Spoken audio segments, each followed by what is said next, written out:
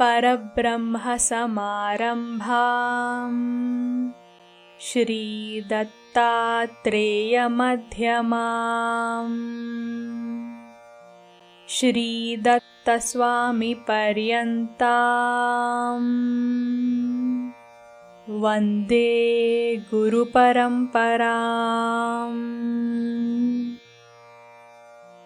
सर्वविश्वन्यस्तपादपद्मायते वामहस्तालोलवेदशास्त्रायते ज्ञानसूर्यायते दत्तरूपायते श्रीवेणुगोपालकृष्णाय वन्दनम्। श्रीवेणुगोपालकृष्णाय वन्दनम्। श्रीवेणुगोपालकृष्णाय वन्दनम्। गुरुदत्त श्रीदत्त प्रभुदत्त पाहि माम्। विधिदत्त हरिदत्त हरदत्त रक्ष माम्। पाहि मां दत्ता रक्ष मां दत्ता।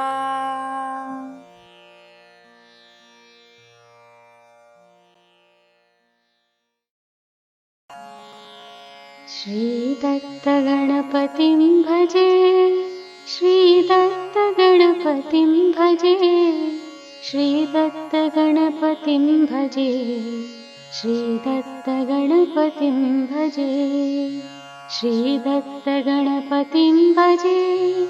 उन्मत्तनटनताण्डवं मत्ते भवदनभासुरं चित्ताब्जबोधभास्करम् आयत्तयोगराजितं विद्वेषनित्यपूजितम् उत्तानपाणिमुद्रितं श्रीकृत्तिवाससुतं कैलासदृशदिनर्तनं भक्तान्तरङ्गवर्तनं पापौघपाशकर्तनं श्रीपार्वतीसुतं भजे श्रीदत्तगणपतिं भजे श्रीदत्तगणपतिं भजे श्रीदत्तगणपतिं भजे श्रीदत्तगणपतिं भजे।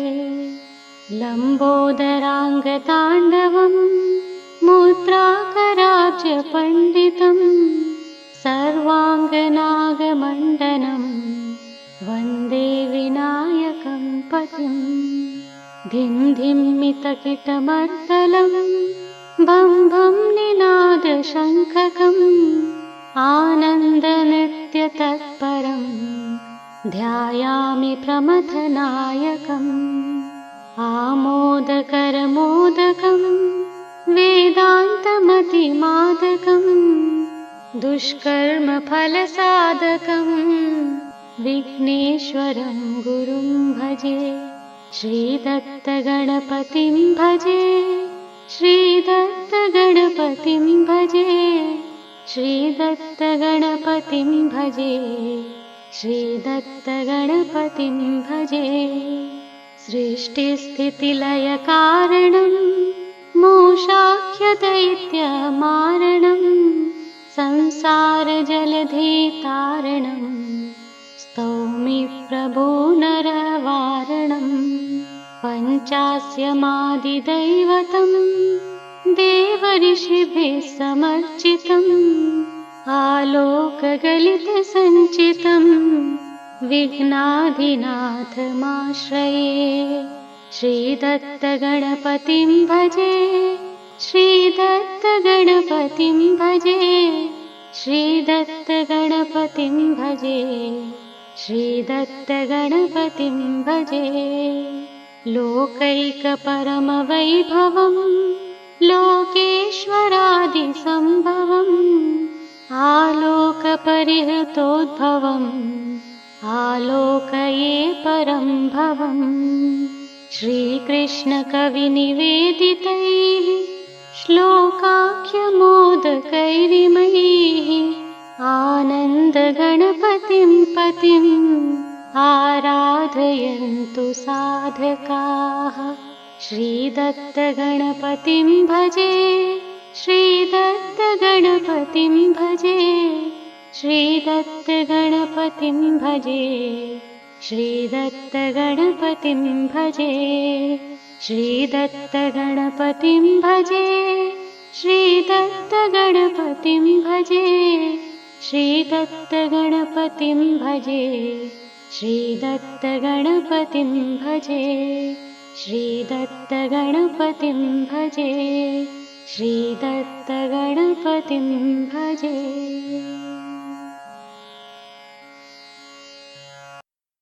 Padanamaskaram Swami. On behalf of all the devotees, I bow down to your lotus feet and I wish everyone a very happy Maha Shivaratri. And we seek your blessings today through this true spiritual knowledge that you always blessed us with. And I request you to please enlighten us and remove the ignorance, darkness that is filled in us. Thank you, Swami. If anybody wants to seek answers from Swami, kindly post your questions or unmute yourself and ask the questions. Hello. Padanamaskaram Swami. Yes. Swami, I have few questions. Yes. Shall I ask Swami? Yes. Okay, Swami. Now, Swami, you told that God Shiva exhibits the quality of tamas while destroying whole world in the final dissolution. All the good and bad souls are destroyed without discrimination. It is logical and justified to destroy bad souls. But I am unable to understand why God Shiva destroys even good souls also in the final dissolution. Please enlighten me.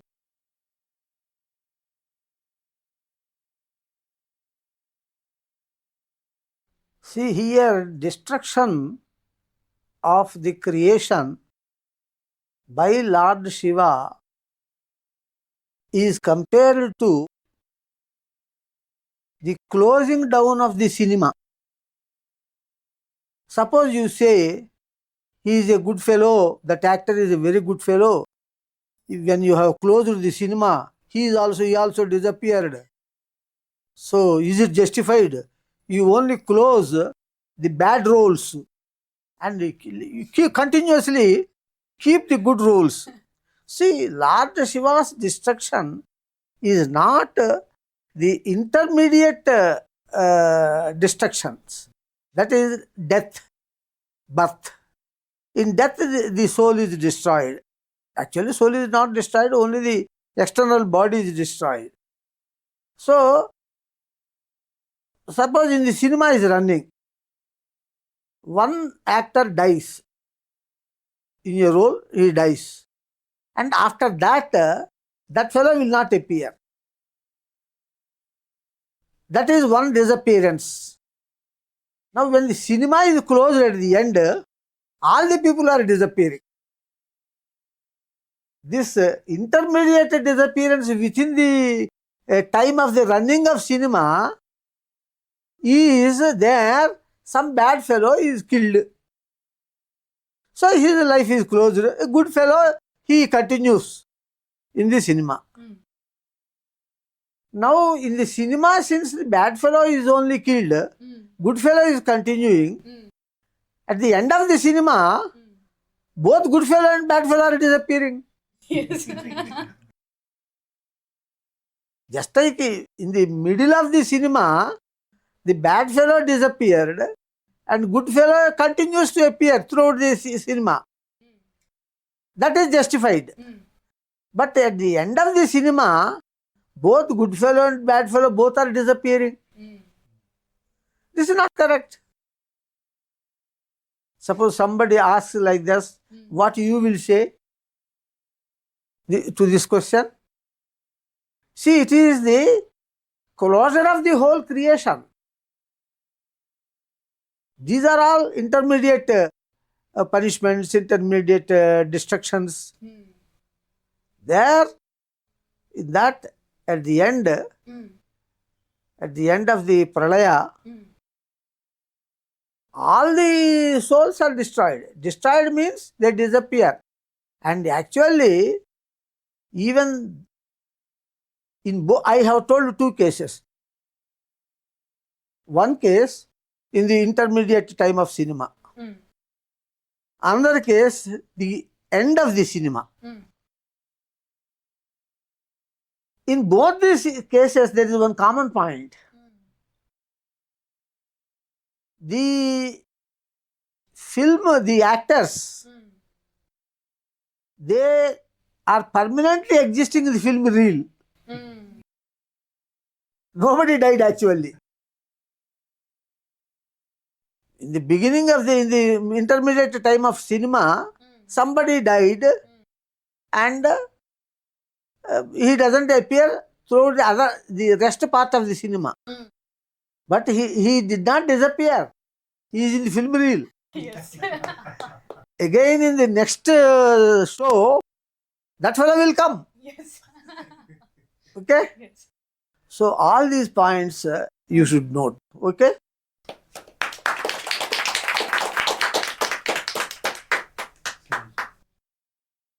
Thank you, Swami. Okay. Ever adigindi question? Anita. In the final dissolution, that is Mahapralaya, does the abodes of God like Dattaloka, Brahmaloka, Vaikuntha and Kailasa also get destroyed along with the rest of the 14 worlds? See, as far as God Datta's case is concerned, God Datta is the real single personality, Saguna Brahma. And Brahma, Vishnu and Shiva are only his incarnations. They exist in him. They exist in him. But when everything is closed, there is no creation, there is no maintenance, there is no destruction. So Brahma, God Vishnu and God Shiva will not appear. In the final dissolution, they merge in God Datta. And into the power of God Datta, that is Goddess Anagha, Goddess Saraswati, Goddess Lakshmi, Goddess Parvati will also merge.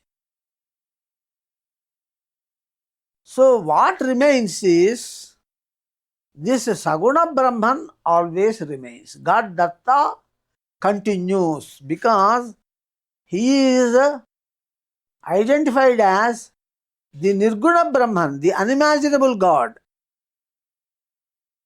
Nirguna Brahman, unimaginable God.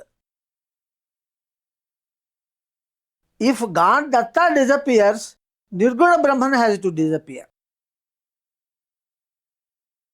Because what is the difference between the Nirguna Brahman, the original God, the ultimate unimaginable God, and God Datta? There is no difference. The same unimaginable God in the unmediated state is called as Parabrahman, and the same unimaginable God in mediated state is God Datta. So if God Datta disappeared, the unimaginable God also must disappear. Parabrahman also must disappear. That will not happen. That is the absolute reality. That Nirguna Brahman is the absolute reality. All the others are relative realities. So when Mahapralaya takes place, in Mahapralaya, the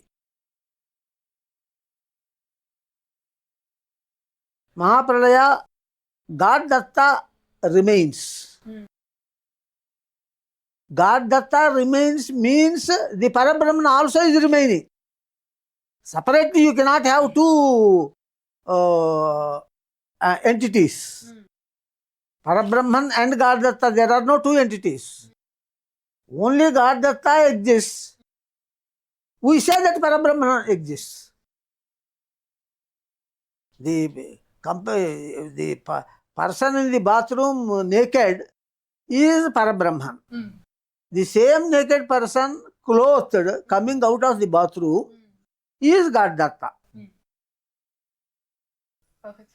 So, suppose you want the God Datta's medium also to disappear, it will not happen. All the other media disappear. But this God Datta will not disappear. But one thing, even in such Mahapralaya also, the film reel is existing. In that reel all are present, including the souls. Not only God, angel, gods and incarnations, different forms of God. Even souls also exist. Even all the hills, everything, rivers, all the creation, all the details of inert nature also exist in that film. Because Mahapralaya also there is avyaktam. Avyaktam means film reel. Even in Mahapralaya. So Mahapralaya means the film reel is existing in the Mahapralaya. So there everything exists, because once a cinema film is shooting is taken and it is recorded in the film, no wise fellow will destroy it. For the next show, again call the actors, again conduct shooting, film shootings, and again acting, again same repetition. That is why it is told, Dhata yadha purvam akalpayat. Just like the same old, everything, inert and non-inert items, everything as it is comes, is expressed. Because it is stored in the film. That film is called as avyaktam. Tadhaiva avyakta sangike. In avyakta, everything is stored. Does this mean that the creation is eternal, beginningless and endless? No. It is endless, because film will not be destroyed. Because it has but it has beginning. There was some time when nothing existed except God. Then he took all the film, all the shootings, he has prepared the cinema. Okay? That is again and again, dhata yadhapurva makalpayat. He is repeating that cinema again and again without destroying it. So the creation has beginning but no end. Sadirananta samsaraha. Samsaraha, this creation, is sadihi. Sadihi means it has beginning. But anantaha, it has no end. Because he will not destroy it. Whenever he wants entertainment, he will just switch on. The cinema will start. But this does not mean that it has no beginning. It has beginning. Because once upon a time, there was a time when the creation did not exist. Only God existed. So creation has beginning, but no end. No end does not mean again God cannot destroy it. If God wants, he can destroy the film. What is there? Wonderful. Huh? Immediately. It is the duty of God Shiva. If he opens his third eye, film also is burnt.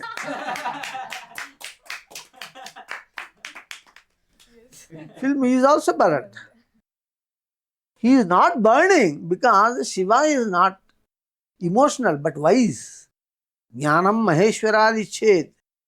Knowledge is from God Shiva. So, Therefore, now I think, have I given any doubt is there? Your question is answered? Yes, Swami. Yes, Swami. Thank you, Swami. Okay. Swami, Ah, Padanamaskaram Swami. yes. There is one question online from Shri Ramakant. Shall I read it, Swami? Uh-huh. Okay, Swami. His question is as follows. Mm. We say that any unimaginable item is one unimaginable item only. Karana Brahman or Karana Maya Shakti are unimaginable and one. The process of creation of inert energy from God is also unimaginable.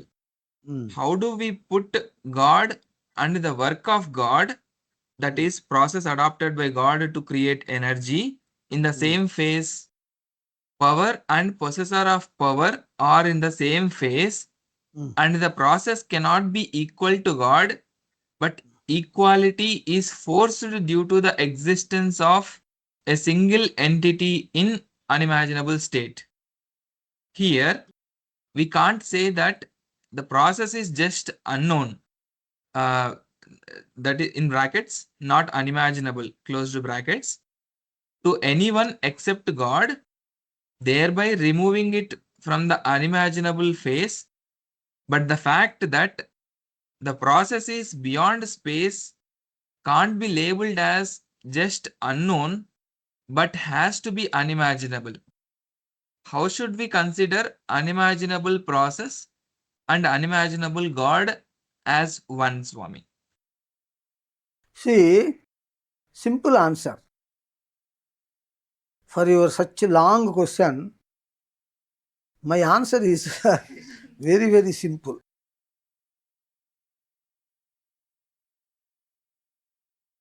If you don't like my answer, you can switch off. You are there. That is in your hand. You see, when something is not known, you say it is unimaginable. Something not known to you. Somebody knows it. Let somebody know. You are not understanding. You are not knowing. For you it is unknown. You say it is unimaginable. What is the difference between unknown and unimaginable? As far as you are concerned, because you are putting the question. So with reference to you, I should talk. Somebody may know it. Somebody may know it. Let him explain to you so that you will come to know it. Nobody can explain. Nobody can make you know that X, whether it is process or it is unimaginable God. Neither you understand, for you it is unknown. There is somebody who knows it, also is not explaining to you. So you treat it as unimaginable. Simple. Till somebody comes and explains, it is unimaginable. Okay, today somebody came and explained you about the process. You came to know it. Okay? Let somebody also come and explain unimaginable God. Till then both are unimaginable to you. Yes. Okay. So, unimaginable and unknown, you see, you take a miracle. See, we have so many miracles are there. Okay?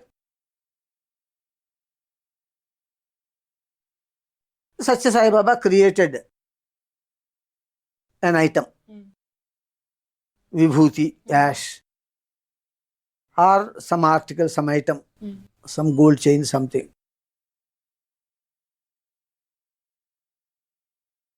You should not call it as magic. Magic also exists by hiding inside the shirt or something like that. But there are some genuine miracles. genuine miracles, he has created vibhuti. He has created some item. Okay. Now, if Satya Sai Baba is only a human being, I also should create. You also should create. So, human being is not creating that item. Something different, some power in him is creating that item. That power is unknown to you. Yes. And the mechanism of creating that item also is unknown to you. Yes. Both are unknown. By any amount of effort, you cannot catch that power, you cannot know about that power, and by any amount of effort, you cannot know the process, the technique of the creation of that item. The process is also not known. Only that created item is known. It is ash, it is chain, it is watch, something like that. Okay? So, here, taking a simple example of a miracle, in the miracle, not only the creator is known, but the creation process is also not known. Neither you know the creator, nor you know the process of creation. Okay? You cannot distinguish their creator and creation process, because both are unknown. Two are unimaginable. Any number of unimaginable items, you have to consider it as only as one unimaginable item. Okay? So, that creator and creation process, both are unimaginable items. Here, you are seeing only the creation of some item through some unknown power. What you have seen? You have seen only the created item. You are not knowing the process, unknown. You are not knowing the creating power also, that is also unknown. Both are unknown. Both are unimaginable items.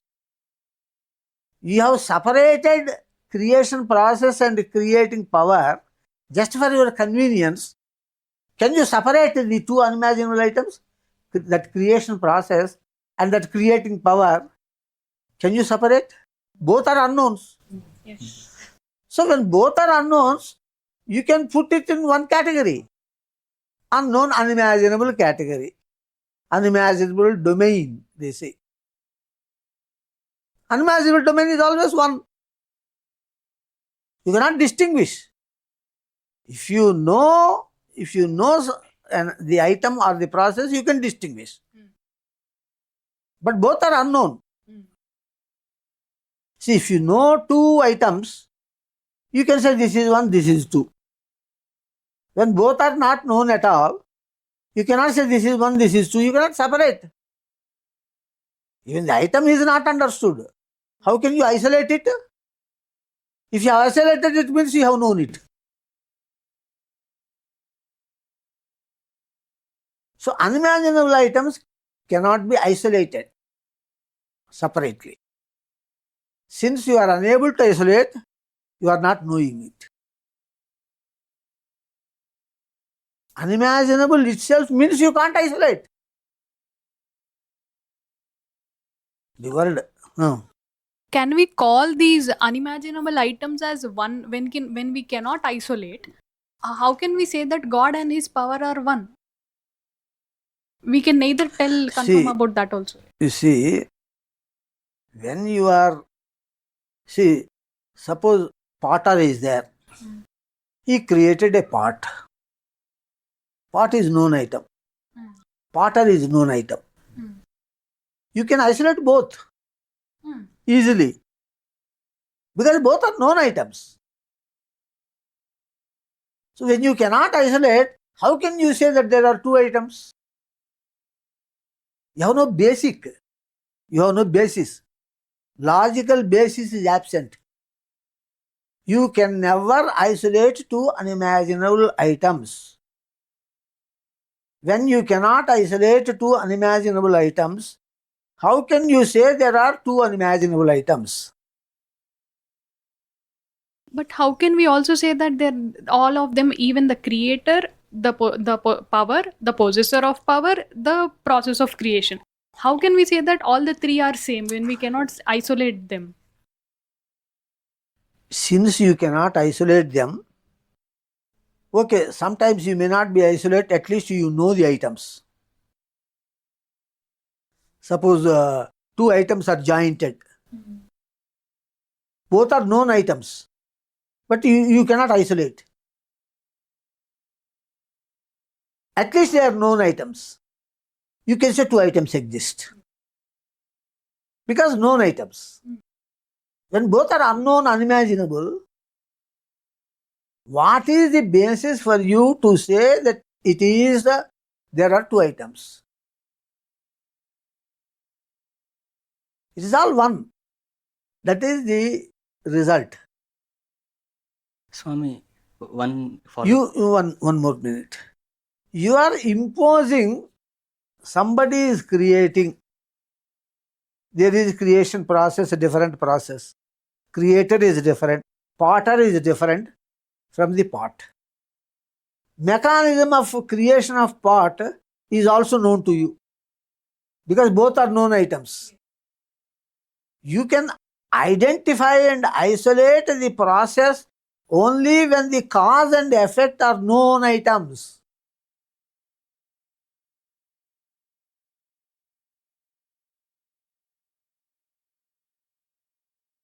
At least, let us take an example.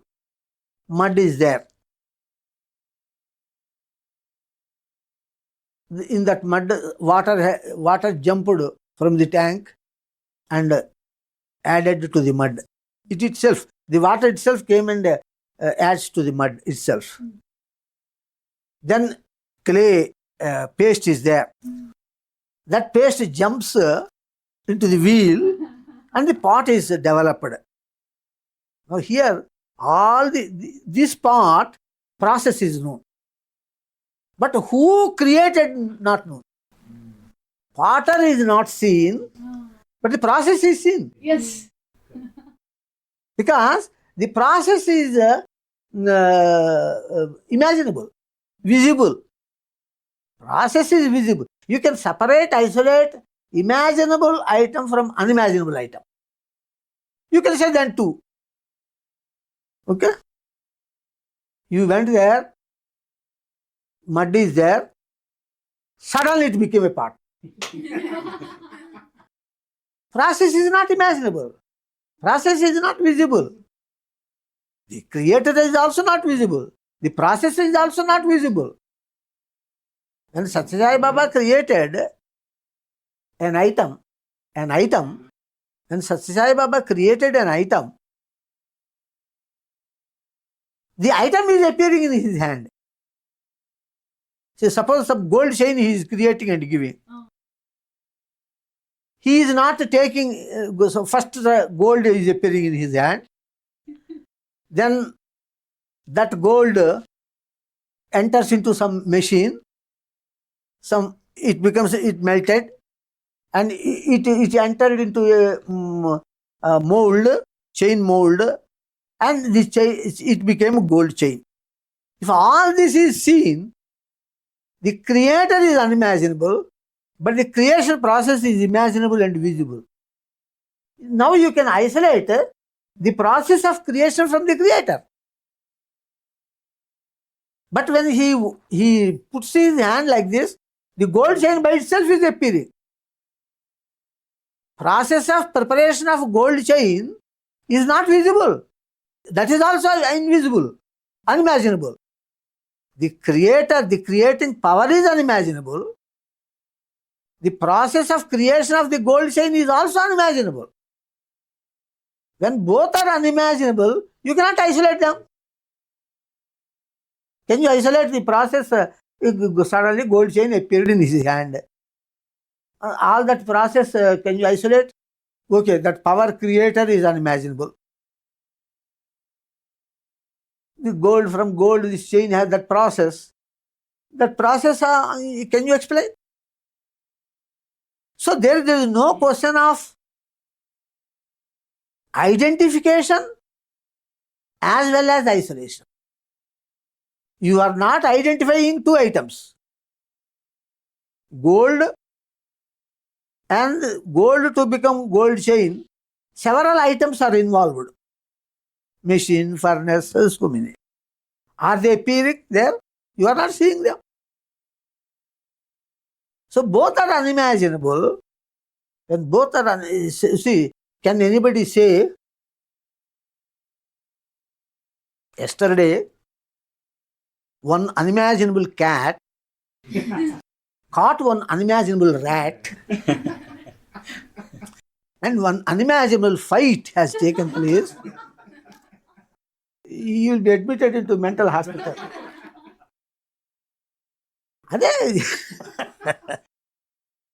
We all say that is unimaginable. That's all. For language convenience, is it not? So therefore, any number of unimaginable items become only one. One means they are really one, you don't know. Whether there are two or three, you don't know. Suppose you say all unimaginable items are not one item. Suppose you oppose that. Then I say, I will ask, are there two? Yes, there are two items, unimaginable both. Why not three? Why not four? Why not five? When you cannot decide it as one or two, how can you oppose when I say it is 3 or 4, 5, 600, 1,000, million? Million number of items are there. I say million unimaginable items are there. How can you say two? Huh? So any number of unimaginable items must be treated as one unimaginable item only, because the power that created the chain, that power and the process of that creation of chain, they are not different. See, it is a question of ability. Once ability, sometimes ability may not appear as process. So you tell beautiful poetry. Okay? Can you separate your ability of telling beautiful poetry from you? I admire your ability of poetry. I want to garland your poetry.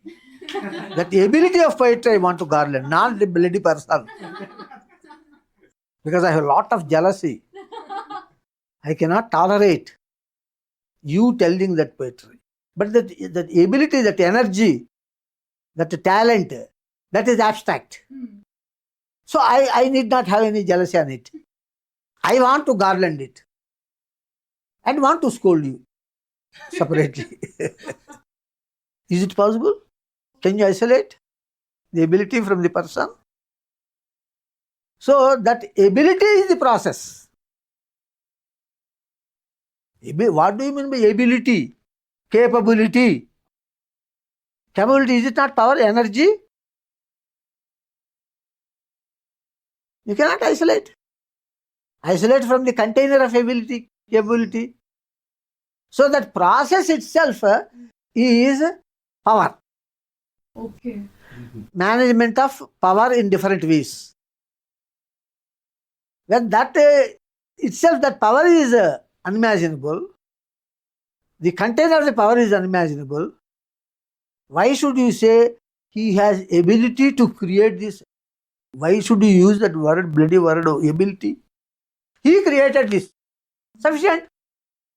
By what process he created? What ability he created? But for creating this, did he study metallurgy? Did he study mechanical engineering? In our soul's imaginable items, you can say he has created a part. He must have got some training somewhere in creating the part. Is it not? Capability, you can isolate the capability. If he has not studied that, he cannot create the part. Now, capability is different and possessor of capability is different. At least there is a chance to isolate. Here, he just put the hand like this and the golden chain appeared. So that power created, that power itself is process, capability also. How can you distinguish? He has some capability which he has earned by undergoing training in some institute.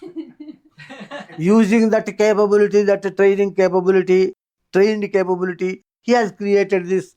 You can isolate capability and possessor of capability. But somebody came, you don't know whether he studied in the institute or not, whether he has learned the talent or not. Simply he showed the hand like this, the item appeared. What is necessity for you to differentiate the capability and the person separately?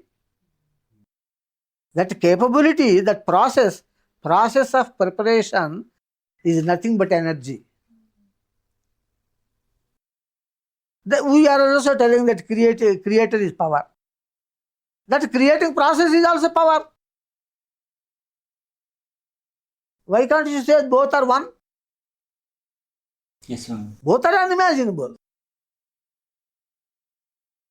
Is it not? Yes, Swami. So therefore what we say there is, he wanted to create. He created. There is no gap. He wanted to create this. For this he went to USA. He studied mechanical engineering there. And then he brought some equipment from Germany. Nothing, there is no gap. He just wished and it appeared. So you treat him, you say, he created it.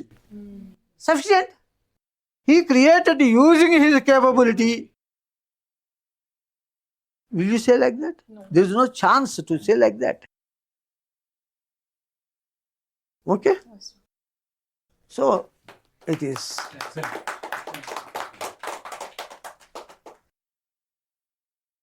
Swami, Hmm.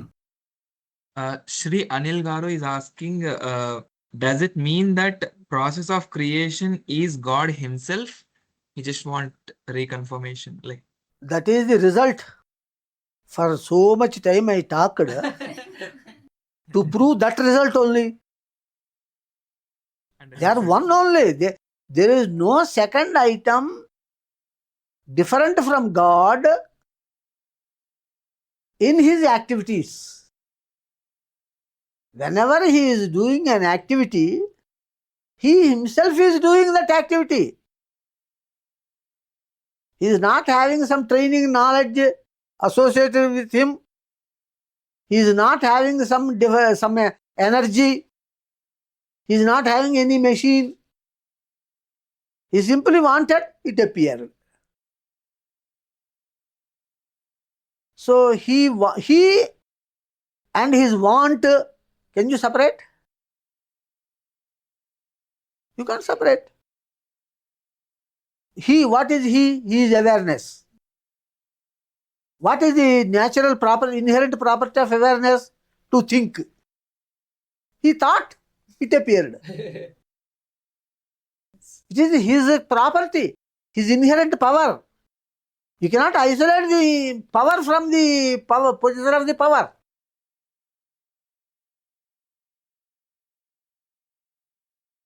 So therefore, in imaginable items, creator is different, process is different. Because he is imaginable, the process is imaginable. Both are imaginable. Here both are unimaginable. Both are unimaginable. So, there is no place for second item other than God in the creation of the world. No place for any second item. All right, you say power.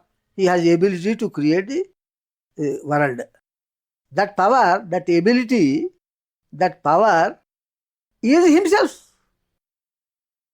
What is the definition of he? He means body, matter, and some energy. Energies are there, or energy. Matter is also energy. Are you not getting a unity even in worldly things? I can say that you are one only.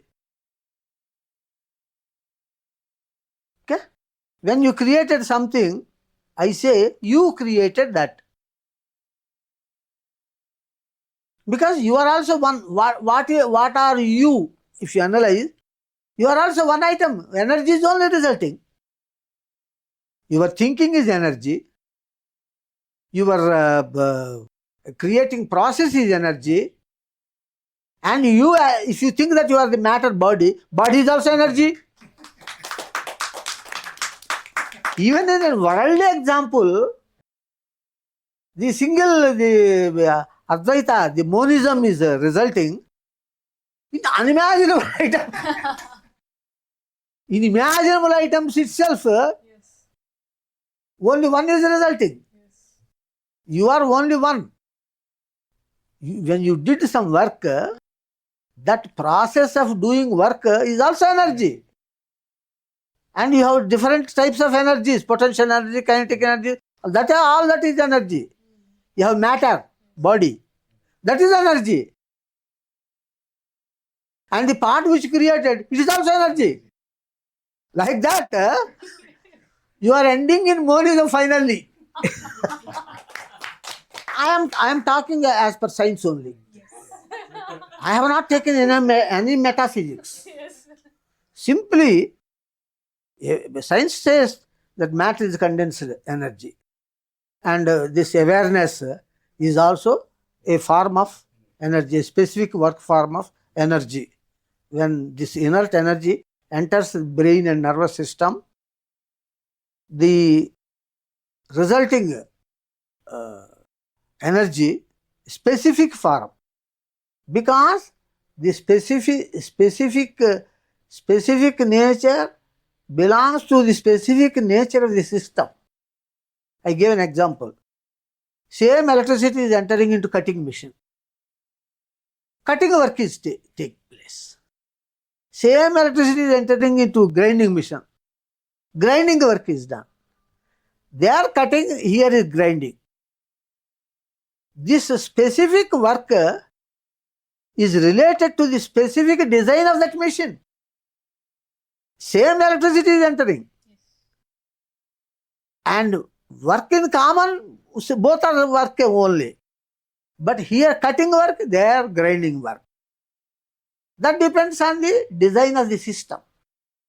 Okay? So, awareness is energy. Matter is energy. Your all types of energies, different forms of energy, body temperature, it is heat energy. Okay? Thinking, nervous energy. Everything is energy. When you, incapable of doing anything, is getting monism with all imaginable separate items. Body is different, eye is different, ear is different, hand is different, leg is different. And I am not using any metaphysics, laws, philosophy or that. I am using only science. I am getting monism even in the different items. Even though when different imaginable items exist. See, even when you are doing, when you are taking gold furnace to melt it. That furnace is made of some metal. That is also energy.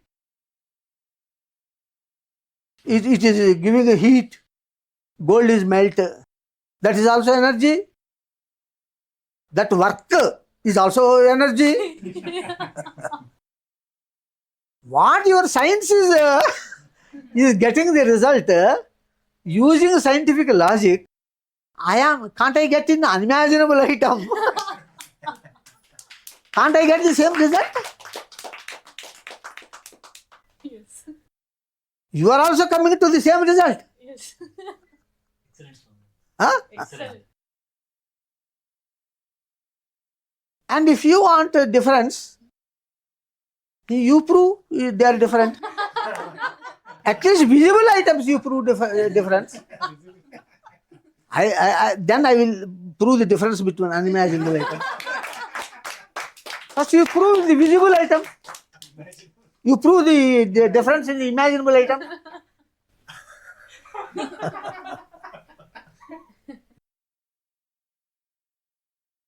Okay? Excellent, Swami. Excellent, Swami. Beautiful answer, Swami. Who asked this question? Anil Garu. Anil Garu. Okay, Anil? He Okay. asked from YouTube, Swami, so he may not Okay. reply. Okay, Huh. okay. Swami, next question, Swami. Who asked who uttered this question? Bharat. So Bharat, are you satisfied? Yes, Swami. Yes, Swami. I can't separate imaginable items and explain, Swami. Yes. Because you are representing his question. Okay, Swami. Ah. So, shall we go to next question, Swami? Yes, yes. Okay, Swami. So, the following question is from Miss Amuda. Ah.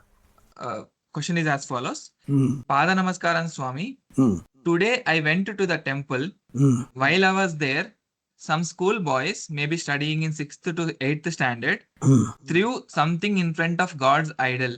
I felt shocked and angry when I saw this. Hmm. I also felt very sad because I did not know what I could do in that situation. Hmm. Since then, it has been... You again repeat the question from the beginning. I could not catch the consistency. Once again you repeat. Hmm. Okay, Swami. Hmm. Today, I went to the temple. Hmm. While I was there, some school boys, maybe studying in 6th to 8th standard, Hmm. threw something in front of God's idol. Hmm. I felt shocked and angry when I saw this. I also felt very sad because I did not know what I could do in that situation. Hmm. Since then, it has been bothering me. I keep wondering whether my silence was wrong. Is remaining silent also a sin? Is not taking action also a mistake? I remembered your teaching that knowledge is the only solution for ignorance. I understand that they may have acted without awareness. But Swami, what should I do from my end in such situations? How should I respond in a proper and dharmic way? Please guide me at Swami's feet, Amuda. See, the whole question is based on one single point. What is the object that is thrown? If one throws a stone on you, you will become angry. If one throws a flower on you, you will appreciate. First, let me know what is the object that is thrown on God. Is it a flower? Or is it a stone? The whole answer is going to depend on that. If the thrown object is flower, he is a devotee. Are you not throwing flowers on God's photo? On God's statue? Okay.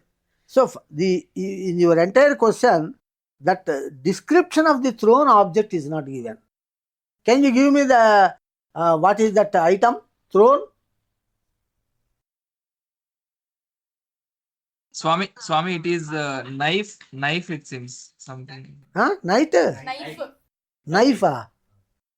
Perhaps the priest may be unable to cut the fruits to give to prasadam, and suppose he might have thrown the knife so that he can cut the fruit and give prasadam. Intention again. Not only action, intention is important. The judge gives the judgment based on the intention. Not the intention is most important. So why he has thrown a knife? Did he shout anything? Oh, God is not there, I am throwing knife, like that. His intention must be known. Perhaps he may be such an innocent devotee. Here everything is present before God. Knife is not there.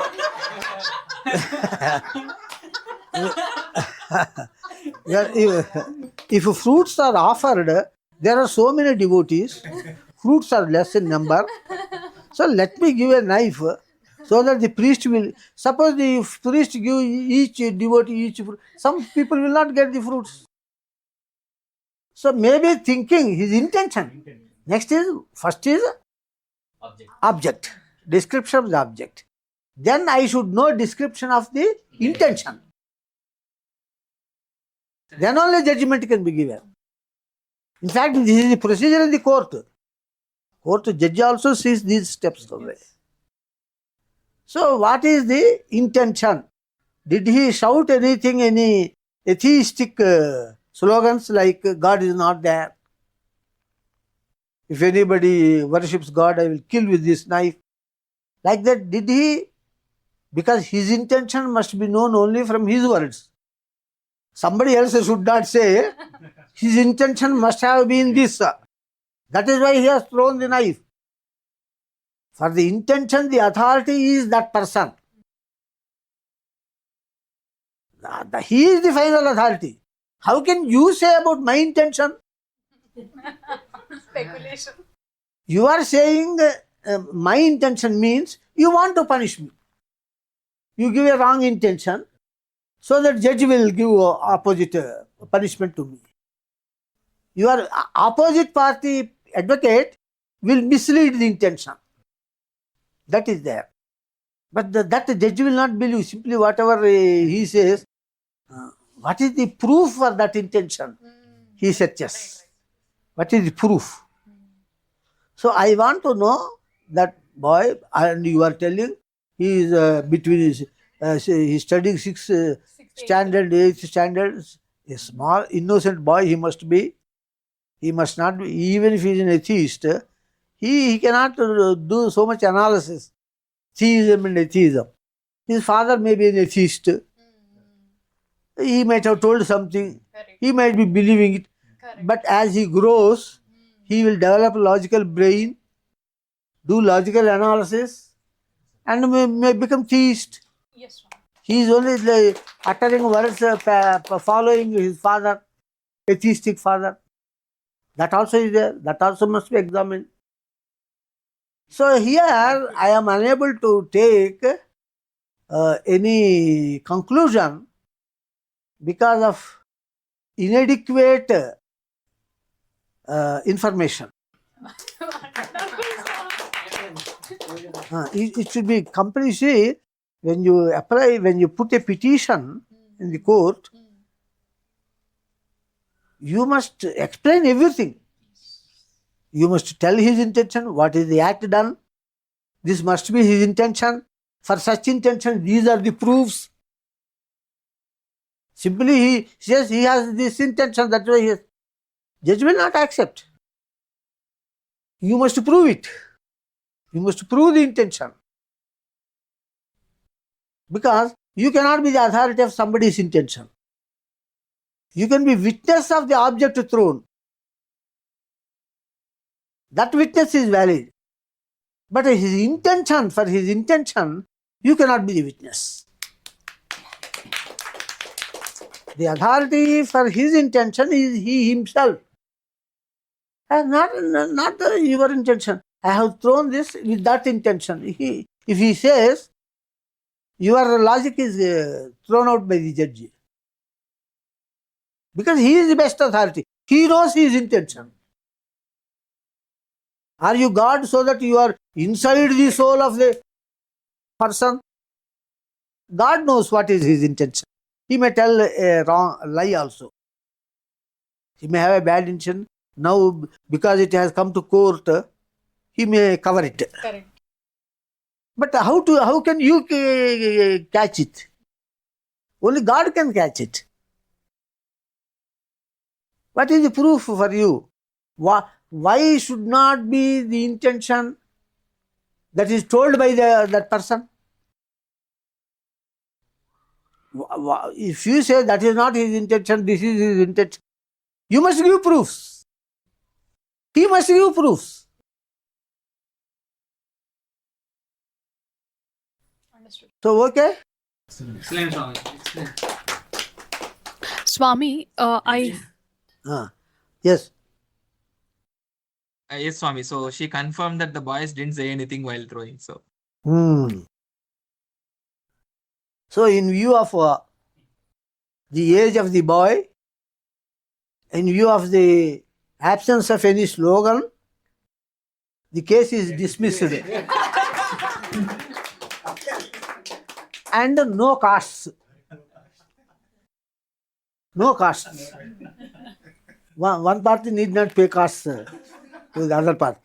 They say no costs. Swami, I have another question. Similar to this, recently we have heard in the news and also on YouTube channels that one of the respected religious gurus of Hinduism made inappropriate comments on Sri Adi Shankaracharya. So that is not at all correct in the view of devotees, and many devotees were pained to see that and that kind of division between Shiva and God Vishnu. Yes. So, what kind of action should we take as devotees of God? We need not take any action. God will take action. Because that is the matter related to God, not to human beings. He did not say this caste is correct, that caste is wrong. He did not say about the human beings. He did not say the Telangana people are good people, Andhra people are not good people. He did not say like that.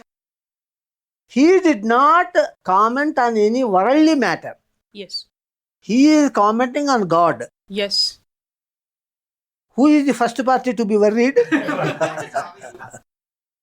Huh? Why should you come into the picture? It is his matter. Is it not? So, no question of action from human beings.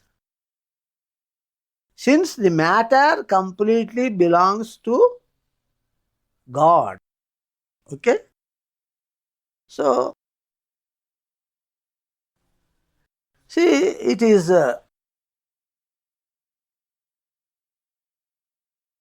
one can follow his own tradition or religion and worship his own form of God. But he should not scold another form of God. The most wonderful point here is, if he scolds another form of God, he is scolding his own form of God. excellent. If somebody is in a red shirt, he is scolding. Same person in green shirt, he is praising.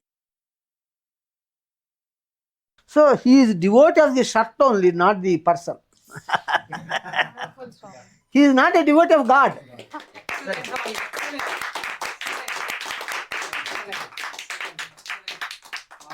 He is a devotee of shirt. He is a merchant in cloth shop, running business. No, yeah, I don't want that red shirt, red cloth. I want a green shirt because I got red shirts. Nobody purchased it. Green shirts very well were sold. So therefore, red is not good. Green is good. He is not scolding God. He is only scolding the shirt. Why should you be angry? He may be a businessman of cloths, merchant of cloths. Huh? He has not scolded God. He scolded only the dress. So why should you be upset? Even if something wrong is there still, The matter belongs entirely to God and not at all to you or even to your human race. Entire human race, it does not touch. Yes. So, the complete party to react if there is anything wrong is God. God will take care. But Swami, as devotees of God Shiva, when we hear such kind of inappropriate comments, and if we don't control that person without taking any action, they would continue doing that, isn't it? That might, spread a wrong knowledge also to the next generations, and will we not be part of such misinformation? See, if you follow my logic that he has liking and disliking to the external form, he is not an atheist. He did not say God does not exist. If he says like that, then you should be your emotions are valid. He says Vishnu is only existing, not Shiva. He says that red shirt is not existing, green shirt is only existing. God will take like that. The actual party will take like that.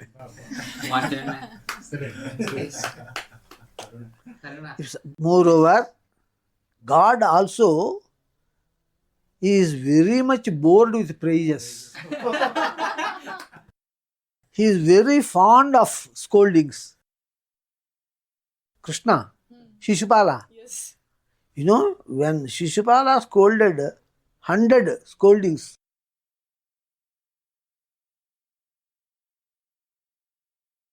there were 3 generations of demons. Ravana, Kumbhakarna, Hiranyaksha, Hiranyakashipu, Ravana, Kumbhakarna, Shishupala and Dantavaktra. Shishupala is the final birth, third birth. As enemy in 3 births or as devotee in 7 births. That is the final birth. God told, see, they also scolded me, but I am not satisfied. The sweets I ate, my tongue became immune. So, this is the final chance. Next, there is no chance. After Shishupala, that 3 generations of demons ends. That is last. So let me eat hot dishes, as many as possible. And before the birth of Shishupala, in the womb itself, God told him, hey, this is the last. You must satisfy me. Otherwise, I will continue you as demon. I will change 7 births as enemy. I will change the rule like that. If you scold me, if you give me perfect satisfaction, then only I will give salvation. Shishupala was very much afraid. Hare Babri, if I don't scold him, I won't go to Vaikuntha. So, when he is scolded, up to that age, Shishupala internally was collecting the various scoldings. This is one scolding, this is one scolding, this is one scolding.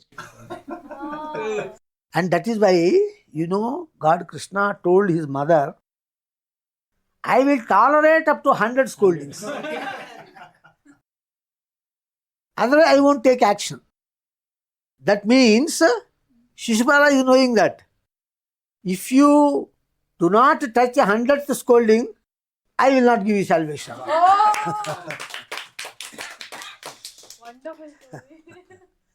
He was so much pleased, 100 different scoldings.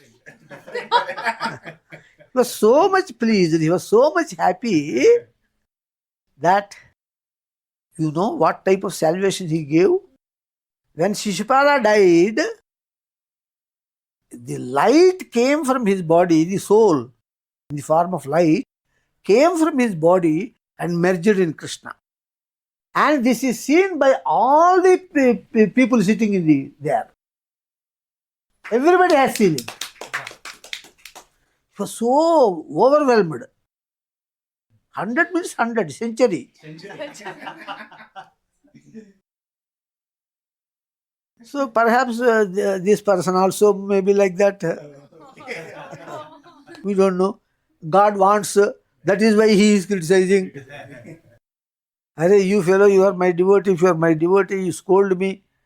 Everybody is praising. I am bored with the sweets. If you scold me, you are my real devotee. I will be pleased with you.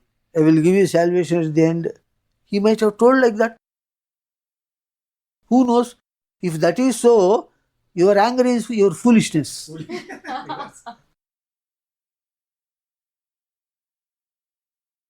Unexpected answer, Swami. Unimaginable answer. Unimaginable God Datta. Swami, another question, Swami. I have heard from you only that your native place, Narsaraupet, there is a temple of Shiva in Kotappakonda, and people across the state come there with lights on the day of Shivaratri, and they celebrate Maha Shivaratri there. Yes. But on the other side, in Tirupati, it is said that the statue of God Venkateshwara is Covered by sandal paste. yes. Because that Shivaratri, so many people are coming to Shiva.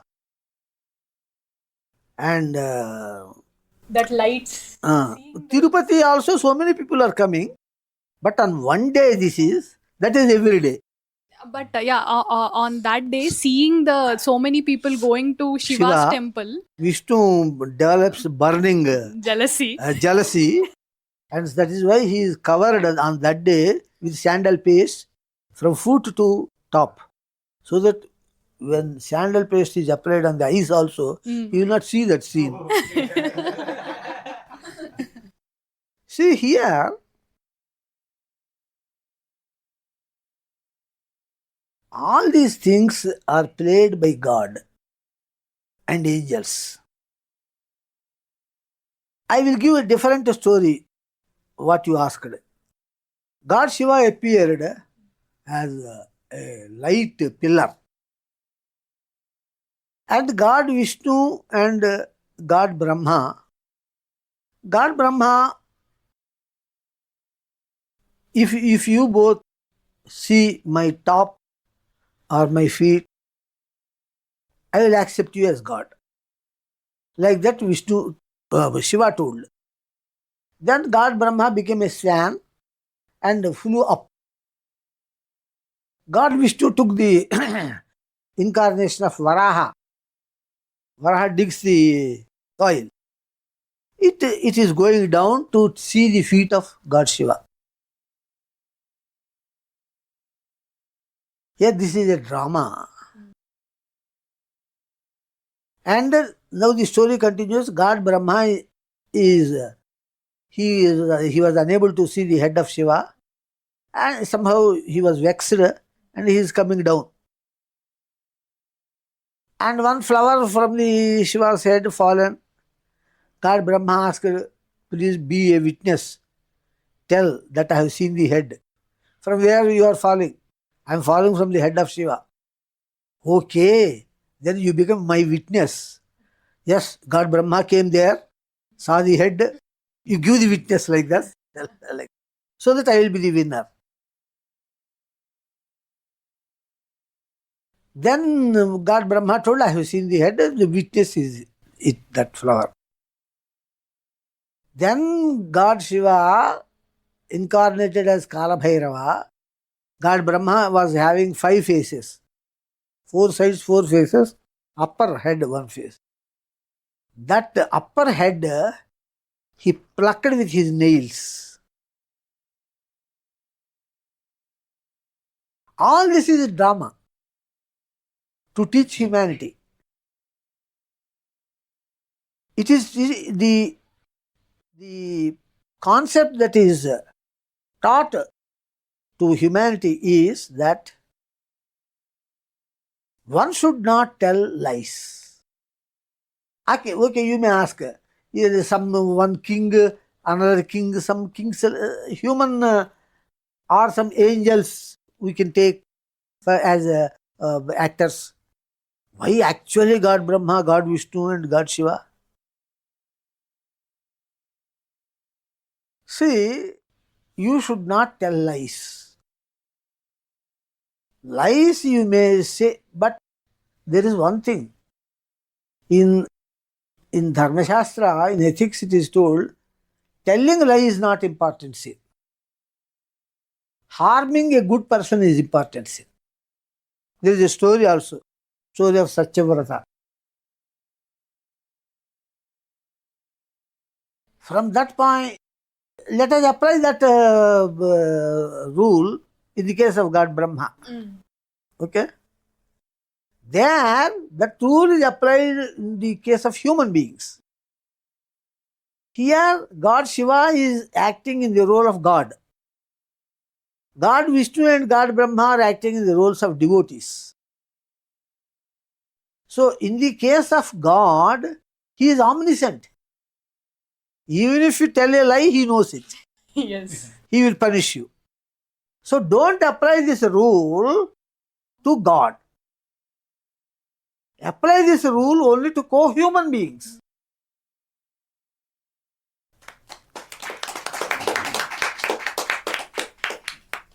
So, there, even though God Brahma, He is God, He is also punished. Means what are we? If we do the same thing, definitely will be punished. That fear will come. Yes. Otherwise, some king Shibi did in the place of God Brahma, one Indra, in the place of Vishnu, one Varuna or Yama is put. No, but impact is not much. When this God Brahma, impact is very much. Is it not? So, to teach ethics to humanity, even the highest forms of God play drama. So that impact will be much.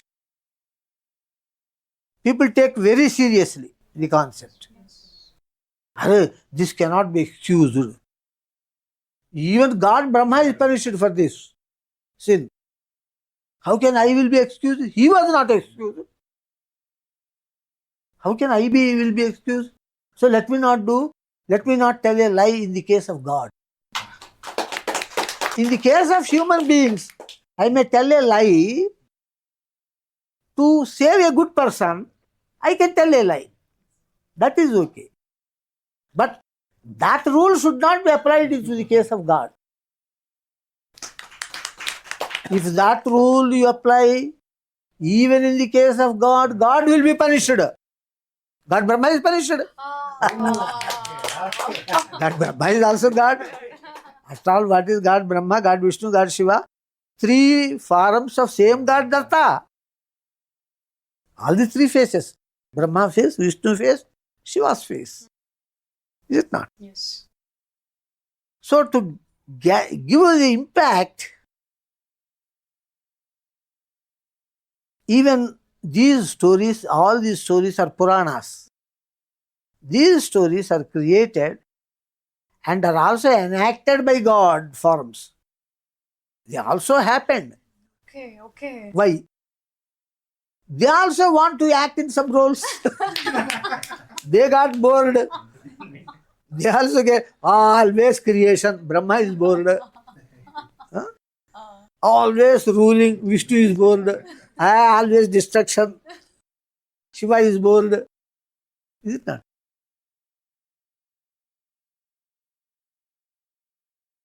So therefore, the internal concept is to be understood by humanity from these stories. Similarly, here, even God Vishnu is burning with jealousy.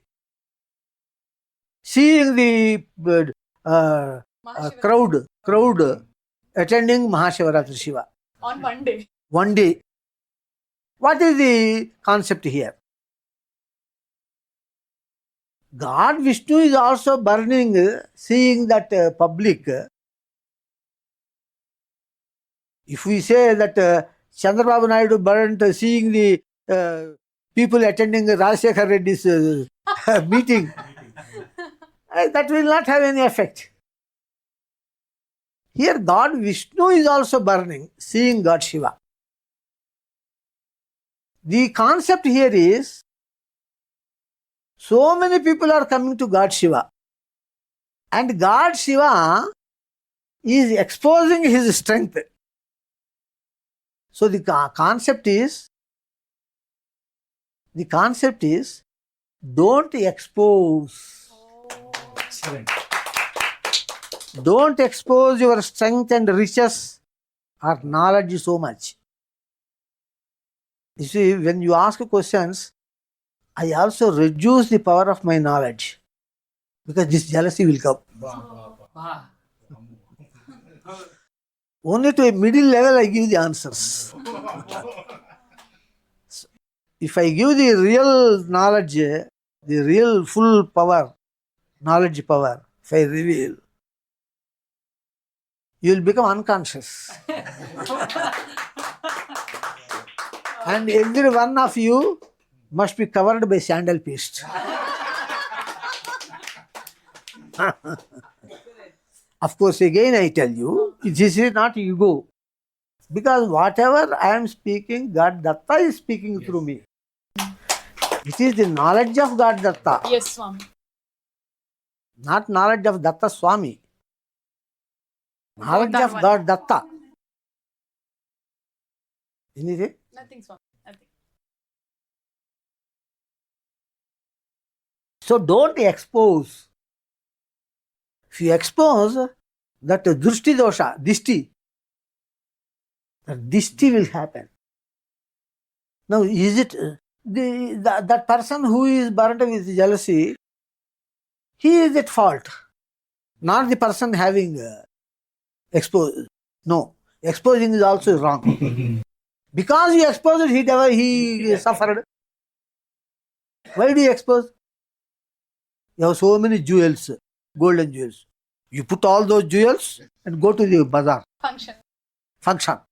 So that all the people, so many ladies do not have that capability of wearing even one golden jewel. Will they not be burnt? They will go home and ask their children to apply sandal paste. Or put some ice blocks throughout the... And even home, you told that building a very... Yes, anything you apply. If you construct a home with so many glasses, so many paints, inside useless material is there. Inside nothing is there. Only outside the walls, they spend a lot. Yes, yes. So that everybody going on the road sees the house. Lucky fellow, this, so much beautiful house. Our house is not so, but his house is very strong inside. Yes. So, when he is burning with jealousy on you, do you say that you are not responsible to his jealousy? Why should you show so much? So, part of the sin lies with that person, part also lies with this person. You wear all jewels and roam in your house. Because your family people, they will not be jealousy. Correct. They will not be jealous. Yes. Yes. Why you, especially in functions, even though they don't have jewels, they take loan, the jewels from other ladies, wear and go.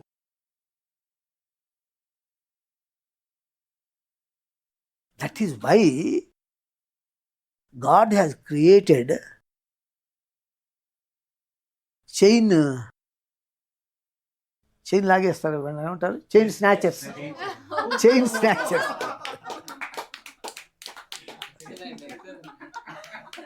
God created for this purpose. Even before you go to the function and develop jealousy in some people and burn their bodies, apply sandal paste. Yes, and that function fellow also in the invitation card he writes, Matkruta చందన తాంబూలాది సపర్యలను స్వీకరించి. The invitation card, it is written that please come to the function. I will give tambula, bhojana, tambula, then chandana.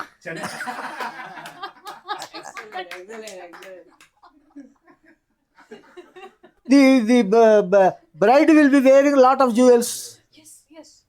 So people will burn. I will give chandana.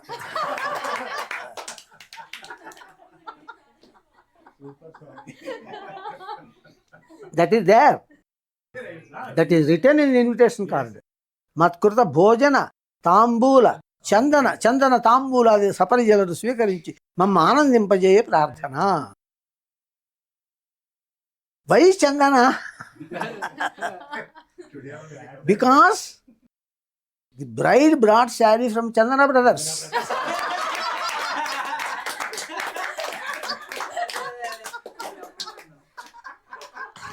And that is why, while selling the saree, he also gives a pocket of Chandana.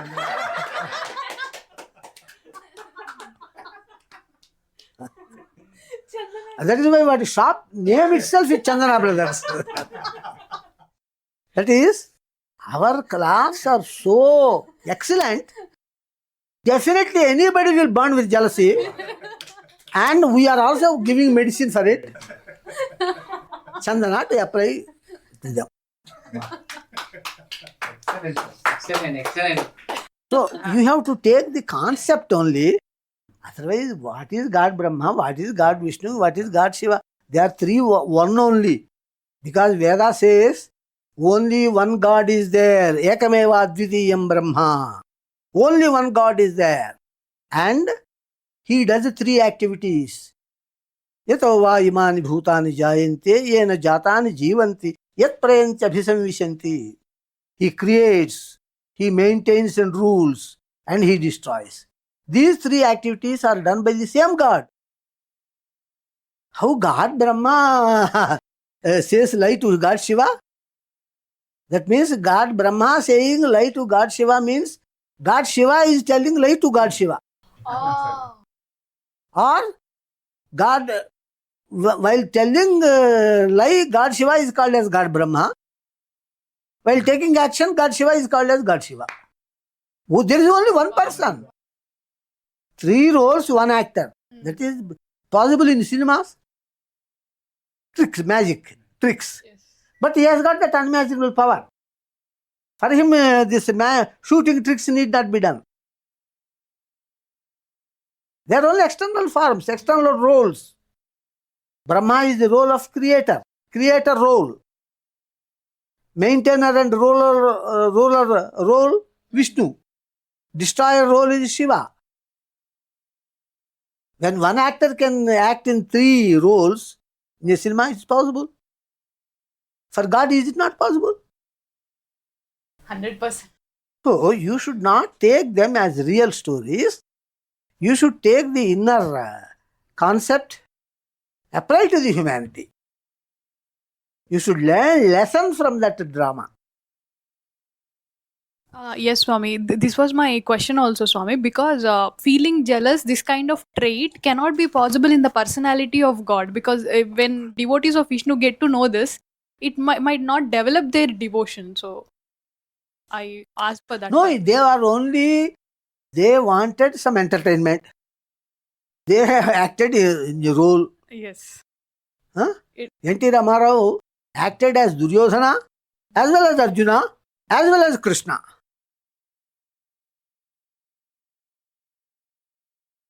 T. Ramarao is an actor. He has nothing to do with Krishna or Arjuna or Duryodhana.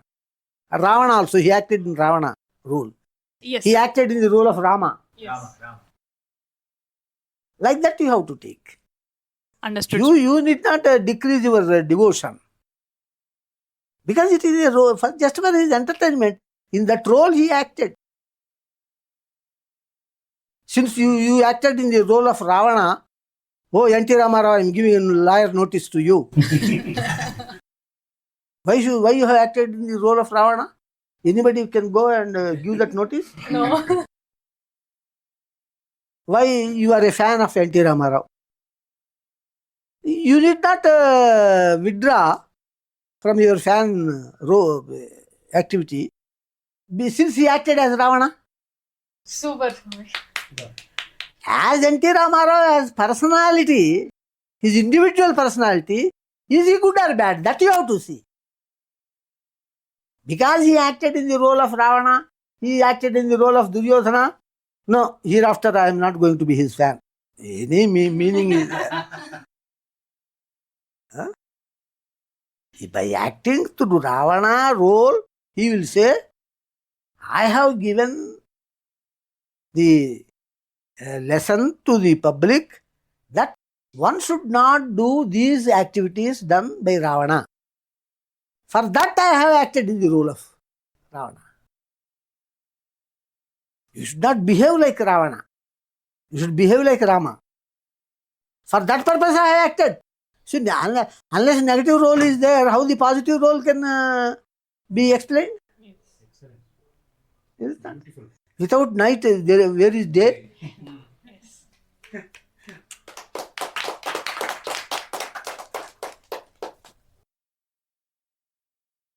So all the stories written in Puranas are,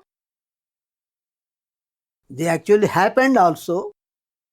As Vyasa wrote the Puranas, he will not write what not has happened. He will not write. They acted in these dramas for entertainment. And the final lesson shall be taken by humanity. Then humanity will be benefited. Otherwise there will be loss. Swami, Okay? Swami, you have revealed the point of view of God, which we never know. We are really grateful to you for this answer. But at the same time, will it have any impact impact on the other religions? Because people may criticize us, you Hindu fellows always fight among each other, and they may criticize such a way. We see, we have to bring all this analysis to the notice of public. When the truth is known, nobody will fight or no, there will be no damage, no loss, nothing. If all religions realize the truth, where is the quarrel? Yes. So we have to propagate these concepts. We have to propagate these concepts so that there will be universal spirituality.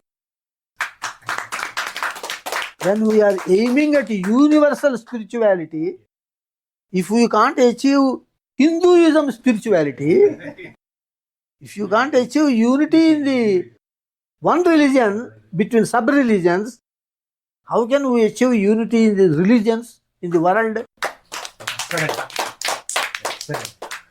There is a saying in Telugu, Inta gelichi ratsa gelu. First you win in the house, then you can win outside. You fail in the house itself, how you can win in the public? So first we must remove these differences between sub-religions of Hinduism. Then next step is to remove the differences between religions of the world. First let the peace come in Hindu religion. Then the peace will come in the world religions. Yes. Swamiji, Hmm. next question, Swami. Hmm. Okay. This question is a bit lengthy, Swami. I will read Hmm. completely. Hmm. So, this question is from Shri Sharat Garu. Hmm. Sashtanga pranams to Shri Swamiji. Please throw the light on the subject of Kartutva from highest standpoint. Sri Krishna says, he's quoting the following sloka, Prakrutehi kriyamanani gunaihi. That sloka he's quoting. Prakrute kriyamanaani gunaih karmani sarvashah. That one, Swami. So all actions are performed in every way by the gunas of Prakriti, but one whose mind is deluded by ego thinks I am the doer. Even the Rigveda mantra says Narute Tvat Kriyate. But again, if the Supreme Lord is the sole doer of all actions, and there arises many questions about karma.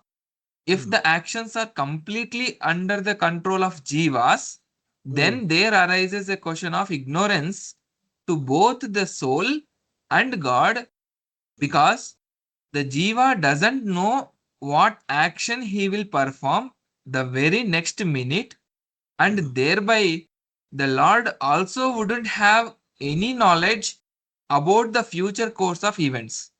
This means the Supreme Lord is ignorant about the Bhavishya Kriya, which is not at all accepted by the Vedas.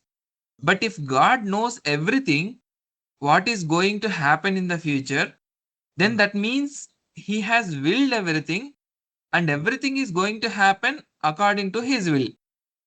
I think this Samanvaya and our ordinary intellect attempting to grasp this supramental way of the Lord is futile.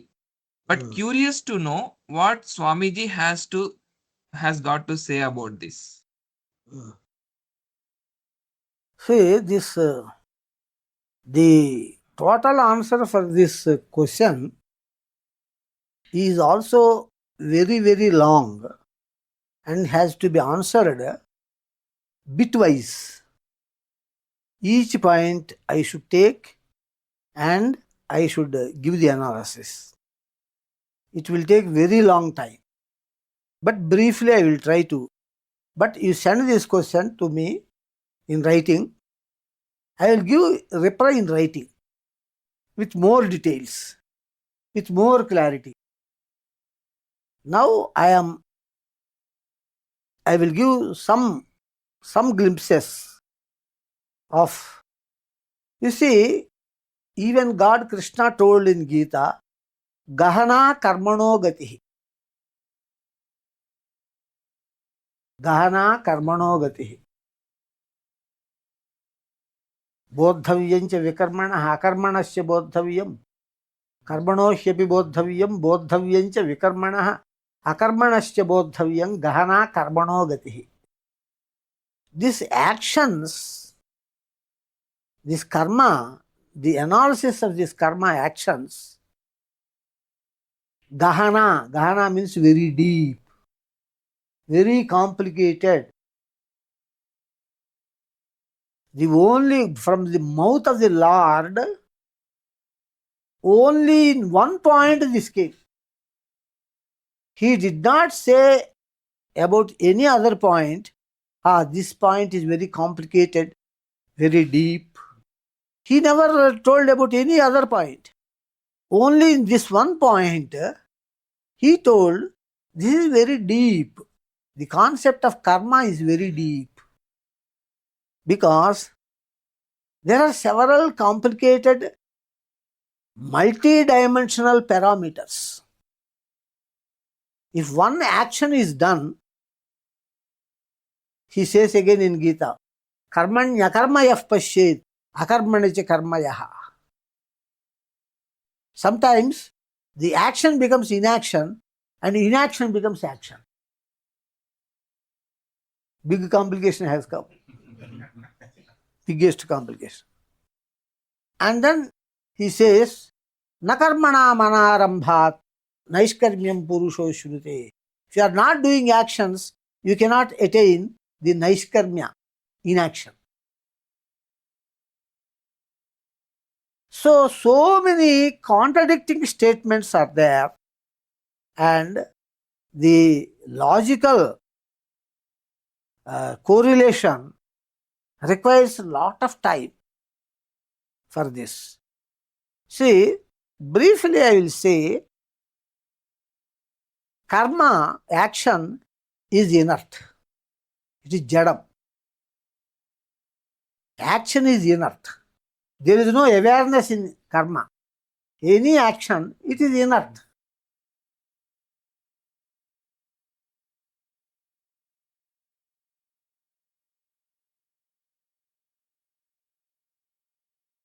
And the fruit for the action is not based on the inert action. If inert action is to be also punished, that is responsible for the fruit,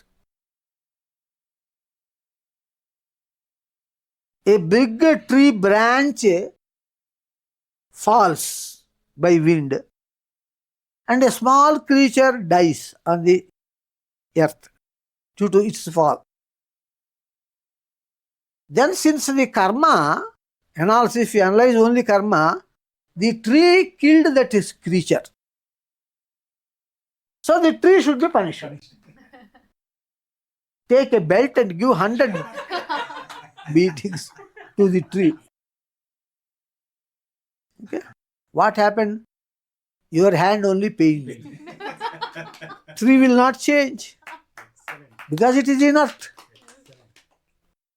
So karma, action and fruit are not linked. Only intention is linked with the fruit.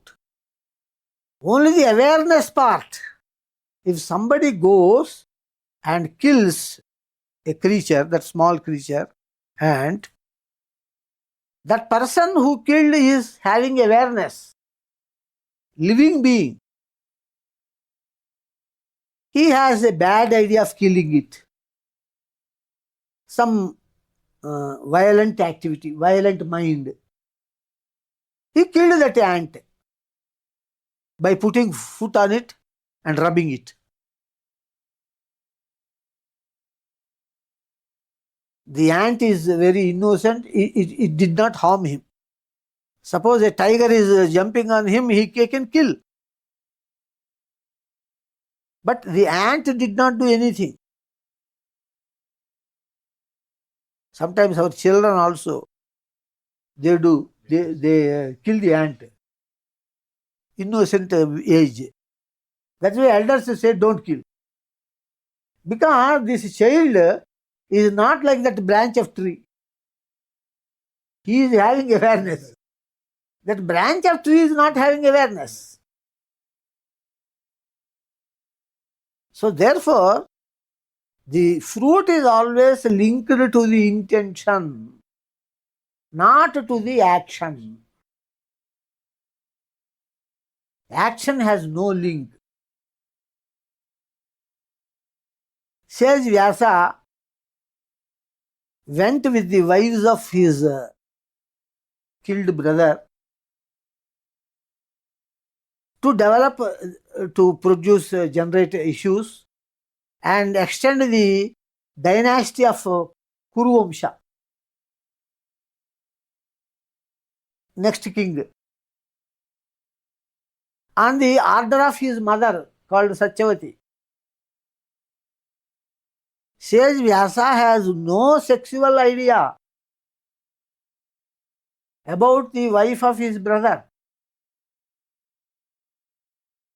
Wife of his brother, younger brother, is treated as daughter.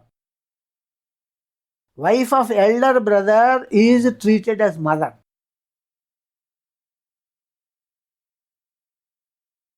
So, if he has that intention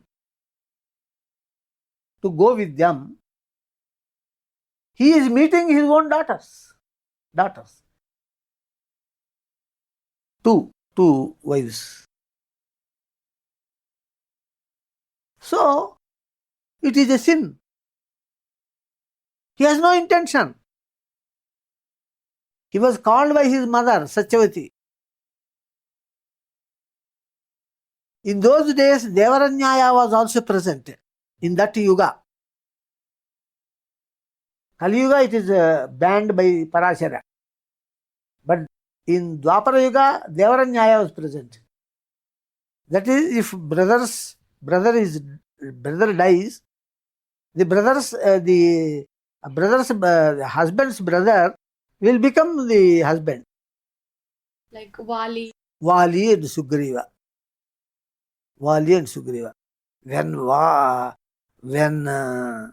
Wali died, he went and fought with a demon called Dundubi in a cave.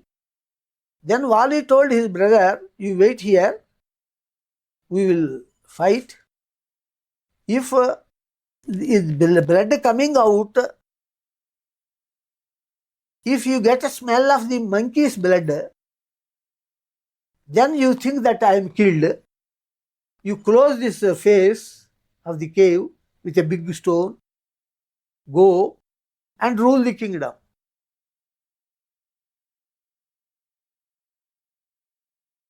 The blood gave the monkey blood smell also, because in fighting, wounds will happen. Yes. So according to the instruction given by Wali, Sugriva went. Sugriva went and married Wali's wife Tara. It was as per the dharma, as per the ethics. When brother dies, brother's wife becomes brother's wife. Then Wali came. Wali killed that demon, came out, and he became angry because his wife is married to his brother, younger brother. So he threw his brother, and his brother ran away. And Sugriva's wife Roma, she was forced to marry to Wali. Wali knows that his brother did not die. So the ethics rule will not apply. Knowing that his brother is alive, he forced her to become his wife. There Sugriva, thinking as per the instruction of Wali, came out and married Tara as per the ethics of that age, Yuga, Dwapara Yuga. Not Treta Yuga. Treta Yuga. We are talking about Ramayana. Treta Yuga. So Sugriva is not faulty. Wali is faulty. Though both did the same thing. Both did the same action. But one becomes faulty and another does not become faulty. Rama supported Sugriva, not Wali. Rama killed Wali and protected Sugriva. Wonderful. So therefore, all these things to show, Sage Vyasa did not go to hell for meeting with the wives of his brother, dead brother, and generating issues. Because he was ordered by his mother. And that was allowed in that yuga. Dwapara Yuga also, this Devaranyaya, that is called as Devaranyaya. Only in Kali Yuga it is banned by Parashara. Devarachya Sutotpatti Ashwamedham Gavarambham Sanyasaf Palapaitrugam Devarachya Sutotpatti. These 5 sage Parashara banned in Kali Yuga. He also banned sannyasa. Because what is the sannyasa? Why he banned in Kali Yuga? Sannyasa is the greatest, highest ashrama among all the 4 ashramas. Why he banned? Because if you analyze sannyasa ashrama, the duty of that sannyasa ashrama is to propagate spiritual knowledge in the world. propagate spiritual knowledge in the world. In those days, there was no conveyance. So one has to go from one place to another place. If he is married and he gets children, it is not possible to take all the family. Even when there is no conveyance, even through forest one has to walk. Shankara walked through forest. So therefore, they did not marry. They took sannyasa for propagation of spiritual knowledge. But now, lot of conveyance is there. Very short time you can reach any place. Not only that, there are phones. You can discuss on phone. You did not go to his place. There are computers. You can write in your argument and he will reply his reason. In writing, there will be leisure time is available. He can think slowly and put his arguments. Oral argument, proper justice may not be done. Proper expression may not be there in oral arguments. So many facilities are there. Why should one leave the house? Why should one wear saffron cloth? Saffron cloth only indicates that I have matured knowledge. When the fruit becomes matured, it gets this orange color, pandatam, that color. I have the final spiritual knowledge, means completely matured knowledge. That is indicated by this. So in this age, if you have a laptop, computer, you are a sannyasi. You need not leave the house. You need not wear orange clothes. Of course, if you like that color, you want one of the colors. So there is no bond for orange cloth. And you are doing all the work of sannyasi with a computer. That is work from home. Yes. That culture also has come. Yes. Work from home. So when the work duties are done perfectly, why there should be attendance to the office? That is the logic in the work from home. Yes. Major tech companies are giving work. On what question I have got one weakness. When I go, I forget the original point. Swami, it is related to the that sloka prakrute priyamanani gunaihi. This action. You see. Ha. So we have deviated from the boundaries of the question. Anyway, these are also good points. So therefore, the final point is, the work is not linked with the fruit. The intention is linked with the fruit.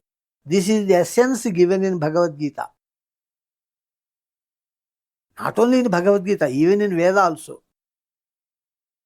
Kurvanneveha karmani jijivishe chatagum samaha evam tvainanyadhetosti na karma lipyate nare. Kurvanneveha karmani. You do actions without intention. Kurvanneveha karmani jijivishe chatagum samaha evam tvainanyadhetosti na karma lipyate nare. You are not bound by your actions. You are not linked to the fruit of your action. When you have no intention, you will not get the fruit of the action. If you have intention, even if you don't do karma, you will get the punishment. You will get the fruit. In Bhagavad Gita it is told, Midhyachara savuchyate. Midhyachara, he is called as Midhyachara. He goes to the forest, sits there under a tree, and he will be imagining some sexual union with beautiful ladies. He has left the house. He wore the orange robes. He went to the forest, sat under the tree, but he is thinking the worldly matters only. I have purchased that plot. Instead of purchasing that plot, I should have purchased that plot, that got a high price. This is what he is thinking. With orange robes, sitting in the forest, under the tree. He will get punishment, but not practical punishment. Oral counseling, police station counseling. This counseling is done in Narakaloka also. Police station contains counseling cell. Not only that, for counseling, 3 separate worlds are created. Maharloka, Janaloka, Tapoloka. In these 3 worlds, only counseling. Rectifying the sankalpas, rectifying the theoretical misunderstandings. So intention is given very important thing. If you don't have intention, you are walking on the road, some ant has fallen under your feet, it died. There is no fruit for you. You have no intention. You did not stop, saw the ant, rub the ant with the foot. You did not do that. Punishment cannot come for action. Punishment comes only for intention. And in fact, in criminal law also, I was told by one very expert criminal lawyer that intention is more severe crime than execution. I wanted to kill you. I gave monies to some people. They are poor people. So for their livelihood, they have killed you, taking money from me. When the punishment is given, I will be given more severe punishment, not those fellows.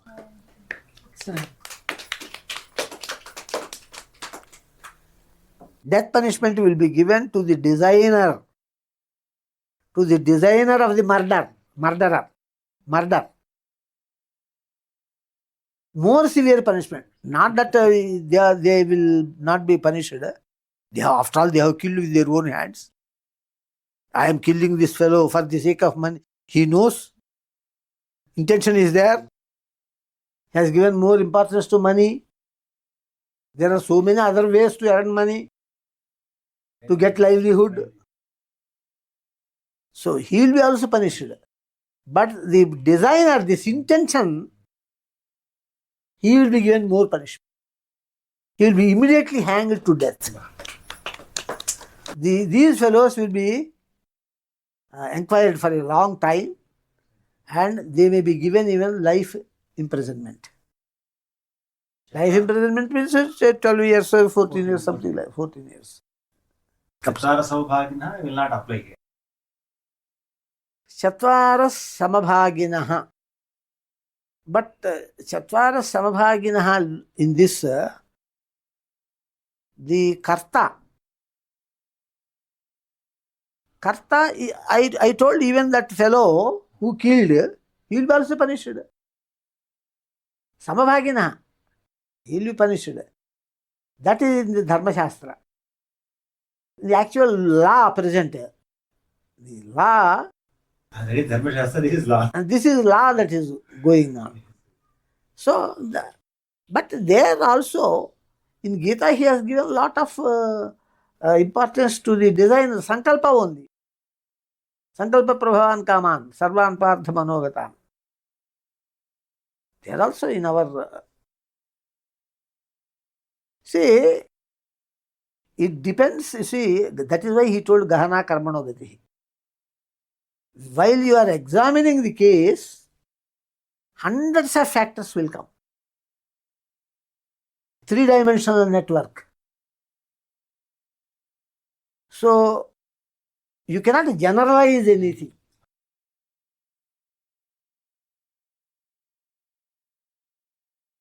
So, Gita is telling that intention gets the fruit, and present law is also giving importance to intention only.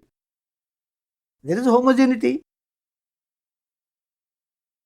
And intention getting fruit is logical. It is agreeable. I'm motivating others to do that. Yes. Perhaps even that Chatvara Samabhaginaha is told to warn these people who act, who kill. You will be also receiving the same punishment. Threaten him, making him not to involve in the action. Yes. So therefore, this action, I have told some points. I think this covers almost the background of the entire question, answer for the question. But I can give more details, more clarity if you send this question in writing. And this question, you must also do one thing while sending this question. What are your points? Point wise you split. Not like a long speech. Long speech is very difficult to answer. Okay, you understood one concept. What are the various questions on the various points in your question?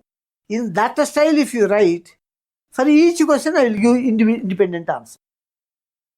Then it will be easy for me. Clarity also will come more for readers. Because if you give a long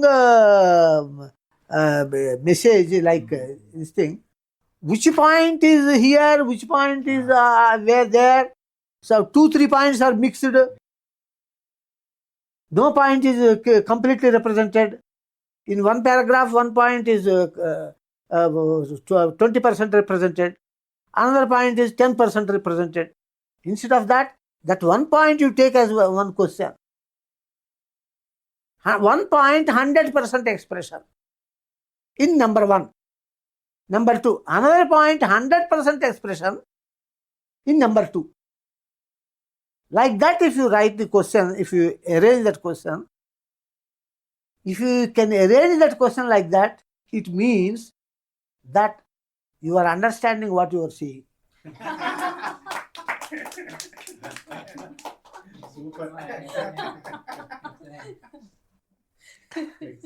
Otherwise, so many people, they talk, but they don't understand what they are talking. What they are questioning also, they don't have clarity. Some points strike, and those points, they are not isolating. They put an argument. In that argument, first point is 10% participating. Second point, 20% is participating. Third point, 50% is participating. Instead of this, what are your points? One question, 1 point, 100% express. Second question, second point, 100% express.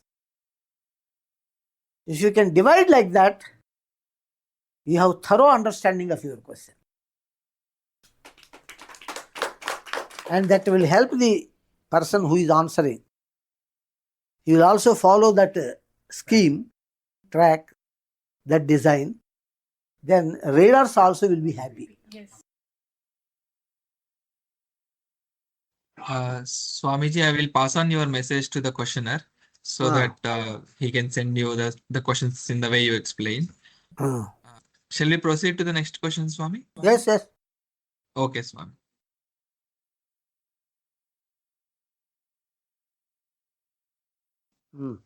His question is, when Swami, from your knowledge, the following is quoted.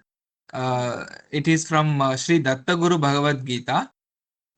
When one approaches me, I immediately open his file and seriously plan about permanent solutions about his eternal future. I start negotiations with his lenders and enemies to bring a compromise so that he will be freed from all bonds forever. Major part of his punishments is taken by me, and he has to suffer a very minor part only. Without knowing all this background, he thinks that difficulties started as soon as he approached me. As soon as I sit in his house, I open all his pro notes to call all the lenders for compromise payments, and I pay from my pocket all the major part. And here is the question. In the above, I start negotiations with his lenders and enemies to bring a compromise. What is the meaning of this, Swami? You see, here, first point is God is speaking in the language of the souls. God is not speaking in his language. When God speaks in the language of the souls, souls can easily understand things. See, he has done several sins. But all the sins are not of the same intensity, same nature, same intensity. Different cases have different natures and different intensities. One sin differs from other sin both qualitatively and quantitatively. Okay? So for every sin, there is a way of punishment. That punishment is given. Then that punishment is given to the soul. See, when God says that I will take major part of that sin, I will take on me and I will suffer. See, for everything there is a different atmosphere of the question, different atmosphere of answer also. When God says that he will take your sin on him and undergo the suffering, that does not apply to every punishment, every sin. That has an isolated background.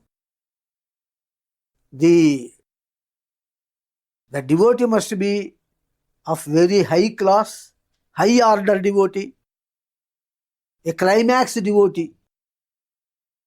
If the devotee is the climax devotee, then only God takes his sin on him and undergo. Generally, God does not take anybody's sins, but only the sins of climax devotees. Otherwise, he can open a hospital, sins transferring hospital, clinic. If this sin is to be transferred, this is the rate. Gurudakshina. Huh? So it is generally told, but everything has lot of analysis, and sometimes we cannot do, we human judges also, The human judges also cannot analyze so deeply. So deeply is analyzed by God within the fraction of a second. And the action is also implemented within the fraction of a second. But when he speaks something to devotees, he will speak in the language of the souls. This sin, I have to contact pronote your lender, and I will make some arrangement. I will make then some the compromise, and like that he will say. That is the language of the souls. He does things in the fraction of a second. He does not contact. He need not contact.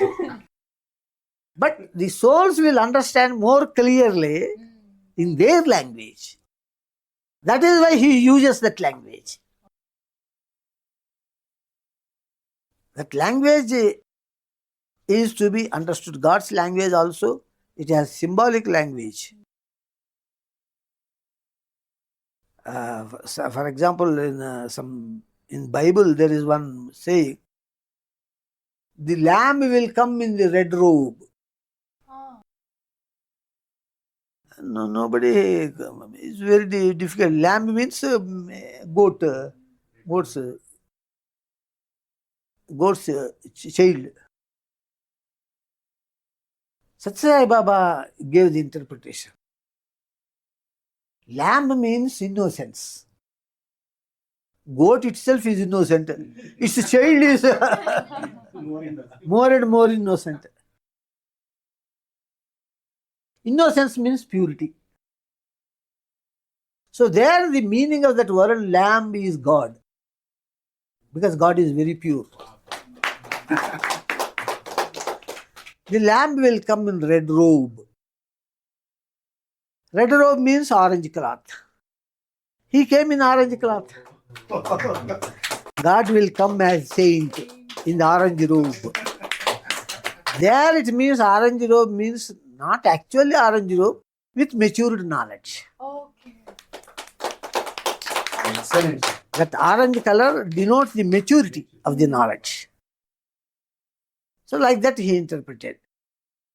Originally they were interpreting, they were taking the lamb to give sacrifice to some gods.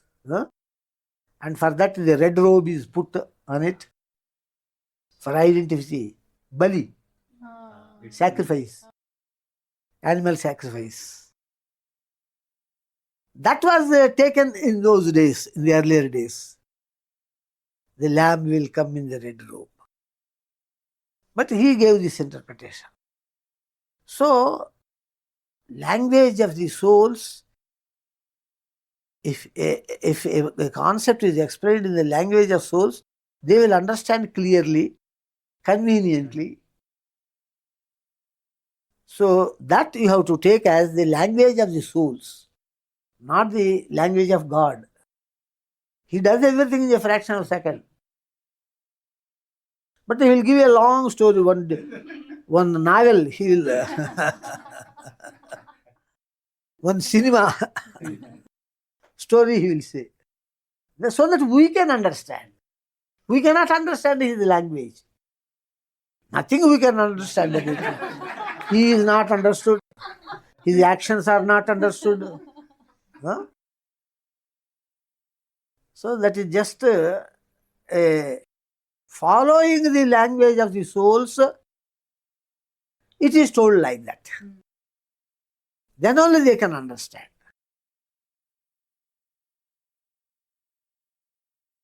Okay? Excellent, Swami. Swami, we have one last question for today. So, Swami, this question is from Shri Murali Rangarajan Garu. Pranams at the lotus feet of Swamiji. In our life, intentions become desires, desires become plans, plans becomes actions. This happens so fast. How do we prevent this? Requesting your grace. See, punishments are given for every phase. See, thinking, theoretical, okay? Thinking is one, intention, thinking, planning, this is all theoretical phase. And for theoretical sins, theoretical punishments will be there, I told. So, the sinner, when he goes to hell, he will be scolded by, while giving punishment, he has also implemented and did the action. Okay? Crime also he performed. So, practical punishment must be given, theoretical punishment also must be given. Here, intention was there, then thinking was there, then planning was there, then implementation is action. Okay? So both theoretical sin and practical sin are done by a person. Both theoretical and practical punishments must be given to him simultaneously. That is, while beating with belt, they will be scolding him. The punishment is complete. Theoretical side for theoretical punishment. Suppose he thought and he designed and he desired, he has intention. He did not do anything to implement in practice. So many sins, most of the people do those sins. Then only counseling, only scolding. But you have given an example of complete theoretical and practical. Full example, full punishment. What can we do? We cannot do. Avashyam anubhoktavyam krutam karma shubhashubham. Kalpakoti shatairapi. Avashyam anubhoktavyam krutam karma shubhashubham. Nabhuktam kshiyate karma kalpakoti shatairapi. Once, see, even thinking also is an action. Thinking, is it not work? Energy is not consumed. You think for a long time. You think for a long time. Your food is digested. And energy is consumed. You do practical action. Energy is consumed there also. So what is the difference between thinking and practice, implementation? Energy is spent. So punishment is there. But thinking phase receives punishment in theoretical way, and practical sin will receive the punishment in practical way. If both are done, both types of punishments are given simultaneously. That is why when practical punishment is given in hell, those soldiers of God Yama, they will be also scolding them. That is there in Veda. Jayasvam Briyasya. While beating with belt, Jayasvam Briyasya, you fellow, you die. They will be scolding. Because for his theoretical sin. Belting for practical sin. So, what is the question? This is the concept. But what is the question finally he is asking?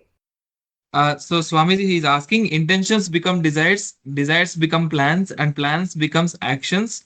How do we prevent this when it is happening so fast? How to prevent this? You see, without theoretical phase, practical phase will not happen. But without theoretical phase also practical things happen in hired. Yes. People who are hired, they don't have any intention.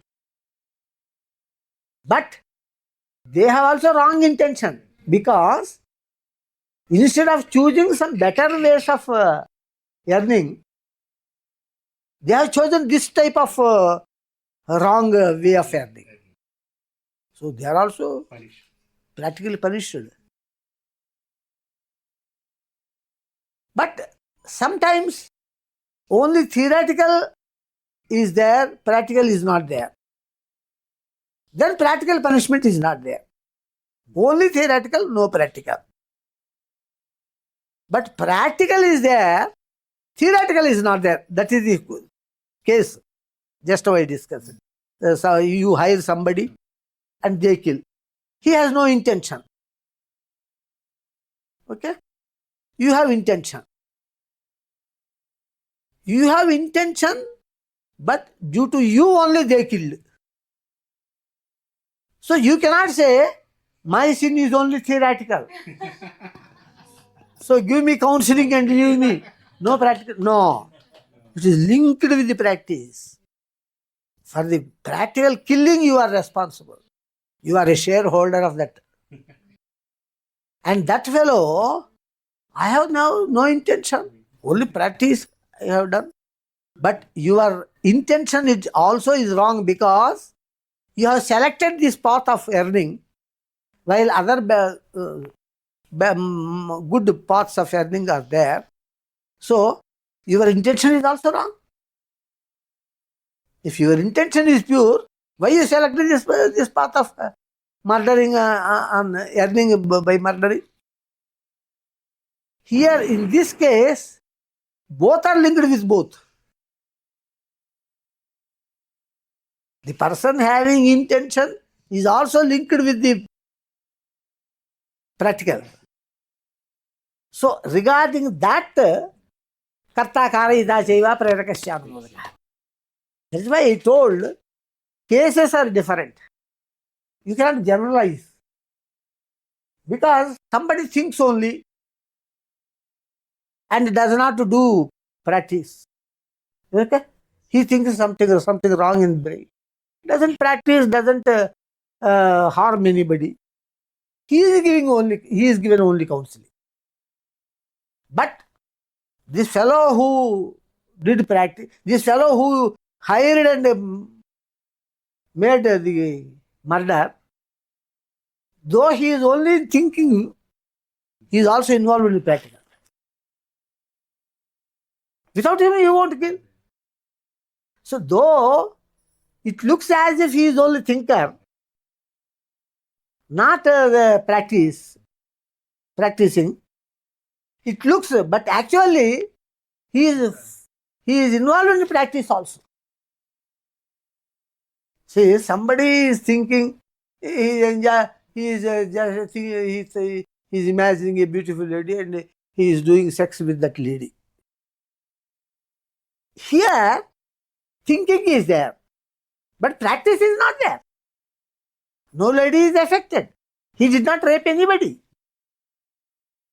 Here only counseling will be given. But this fellow who thought of murdering, okay, let us take the same case. He thought of murdering you, but he never gave money to anybody and made that sin to be conducted in practice. He was always thinking to murder you. He never killed you. He never harmed you. Then only counseling will be given. See, same, different cases are there. In one place, thinker is not getting practical punishment. In another place, the thinker is getting also the practical punishment. Because he gave money to that fellow. Giving money is also practical thing only. Suppose in the theoretical phase itself, I must hire those people. Okay, I give the money to them. They will kill him. All that, he did not give money practically. Let me earn lot. Then I will give money to hired people. They will kill him. He thought like this only. He never gave money to anybody. He cannot be practically punished. He will be counseled. But somebody else, the same case, he thought of killing you, theoretically. He gave money to the people. Though he did not participate directly in the killing, he sponsored it. So, Karayita is also Samabhagi. The person who made the sin happen He is responsible for practical. He has also practical participation. Though he did not kill that person directly.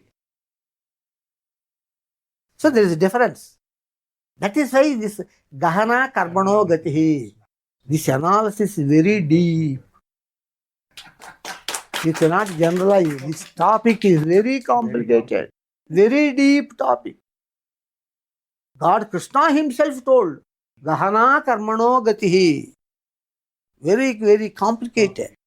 Like that. That is why cases are pending in courts for so many years. Because the judge is also unable to decide some witness, wrong witnesses. Like that. So I went to attend a case in Guntur court. My plot is there in Guntur. That plot somebody claimed that is his plot, and in Guntur court that case ran, is running also still, is not closed. The opposite pleader told, "Sir, you are coming in the orange dress.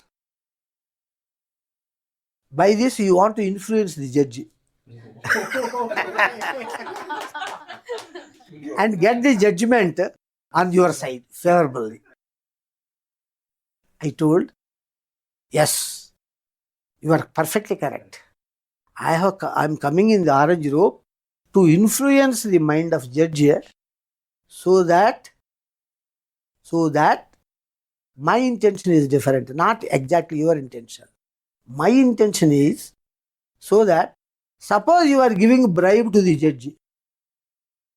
Based on that bribe, she should not support you. I am coming in the orange robes so that she will not do injustice to me. Not to get the injustice from her. She may take bribe from you. She may do injustice. Then she will think, he is coming in the orange robe. He may be a saint. Suppose I do wrong thing, I will be punished by God. Excellent, Swami, excellent. For that purpose, I have come in the orange robe. Not as you think.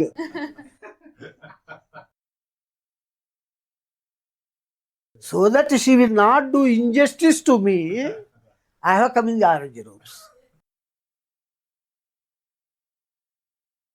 Then he closed his mouth, nodded the head, saluted me, and went away. Excellent, Swami. Wonderful. Yes. Everywhere, if I want to purchase some property, I go with orange robes. I speak about God. I speak. Then when I go, I don't shave also. Some beard I will get. I will put shivoham. Why are you deceiving that person who is selling the property? No, I am not deceiving. I have put all this show so that he will not deceive me. Excellent, Swami. Not to deceive him, but not to be deceived by him. Because in this Kali age, everywhere deceiving, cheating. And I have got the permission from God also. God told me, you can use my name to protect the justice. Because if he is not cheating me, I have established justice. He will also do justice.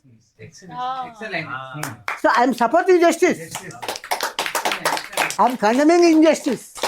So God told me, you go in the orange robe, you take all my name, you speak all lies, that you have gone to Himalayas and did penance for a long time, and you have seen God. God merged in you. Your incarnation. You say all these things. I allow. Maybe true. What I told. That is all what true. I spoke. So, because finally, doing all these things, you are not cheating him. You are protecting yourself not to be cheated by him. In this case or in that case, cheating is opposed. Justice is not opposed. So you are helping my mission by doing.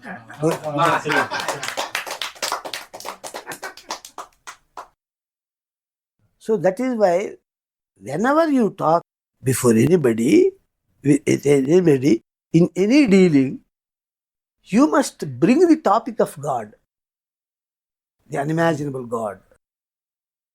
Even if we escape courts, even if we escape police stations, the unimaginable God will punish. He is omniscient. He knows what is injustice. Pleaders are not necessary. See, in the ancient days, there were no courts and all these things. Only one court, king, Dharmasanam. Some 3-4 judges are there who are scholars in ethics. The constitution. And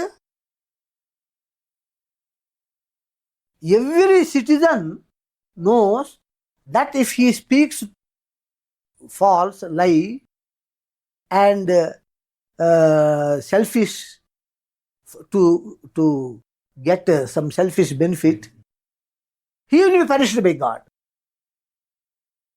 So every case was solved within themselves. Everybody has fear that if he speaks lie, he will be punished by God.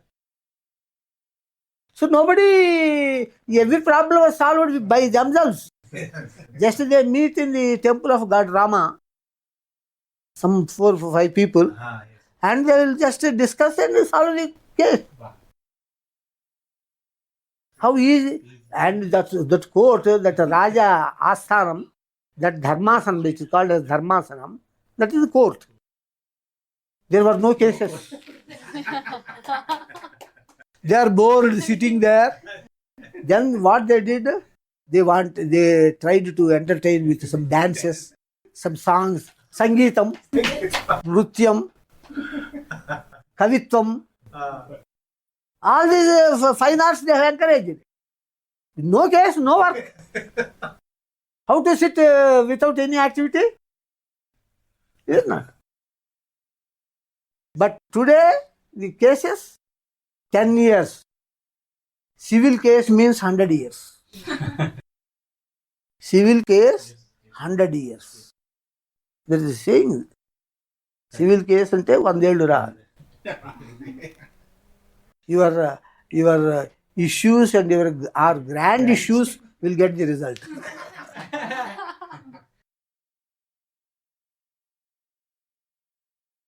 So why I am telling again, I forgot. That question is related to intentions become actions and how to prevent. How to prevent? That regarding that remedial measure, what I say is, you propagate the spiritual knowledge in the world. If everybody gets a strong impression that if I do sin, if I earn something by sinful way, God will punish me. If that is established in everybody's mind, no need of that itself is a prevention. Our ancient kings did like that. Due to their, they were always encouraging spiritual education, not a technical education. Technical education was looked at very lower level, labor level. This spiritual knowledge is the top level. They have built temples like that. They were always propagating spiritual knowledge. By this spiritual knowledge, every soul will develop a lot of fear for God. Fear for God means fear for hell. no sin. That is the remedial measure. Propagation of spiritual knowledge is the only remedy to avoid all these sinful activities. Okay?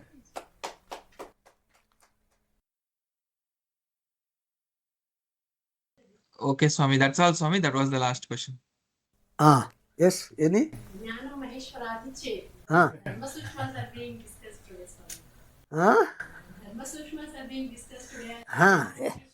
See, I did not answer. God Datta answered. And you are the Maheshwara. God Datta is speaking through me. You see, I don't want to bluff you. Because in divine things, we should not tell lies. Sometimes we tell lies so that jealousy may not come in other people. That is the thing.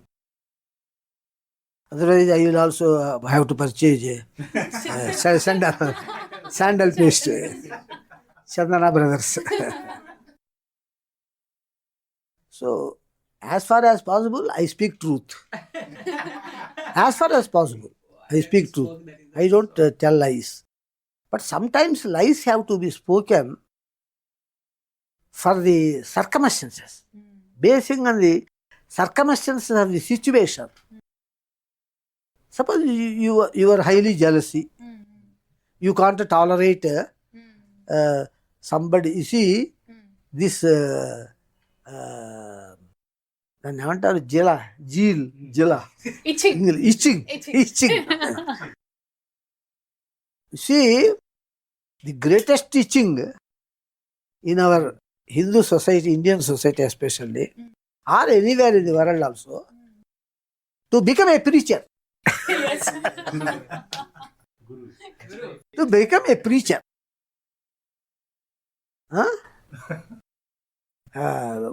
One of our devotees, Rishikesh, he told once, he has one friend who also passed B.Tech along with him.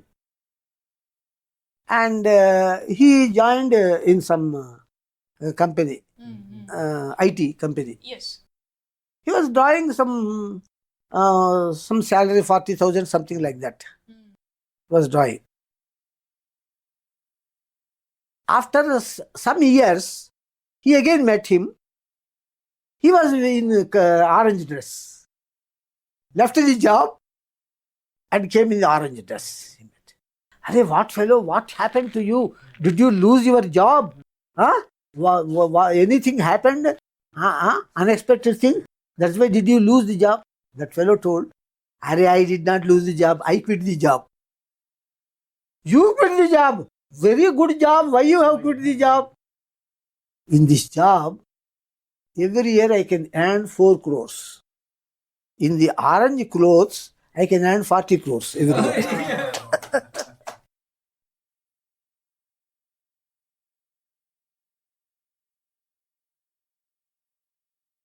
Then Rishikesh was very much inspired. And he was roaming in Hyderabad day and night to preach knowledge. He was not coming to home also.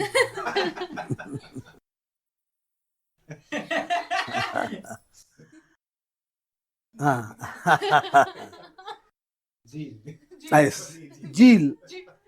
Jeel in Telugu is Jela. Jelane Jeel antar. Achutsaham. So, then I advised him. No, this is not the thing. You must go to home. You must, you are married. You got a child. You have got the responsibility. No, Swami, I will leave everything and I will go in practice the propagation of spiritual knowledge. I know your friend has influenced you.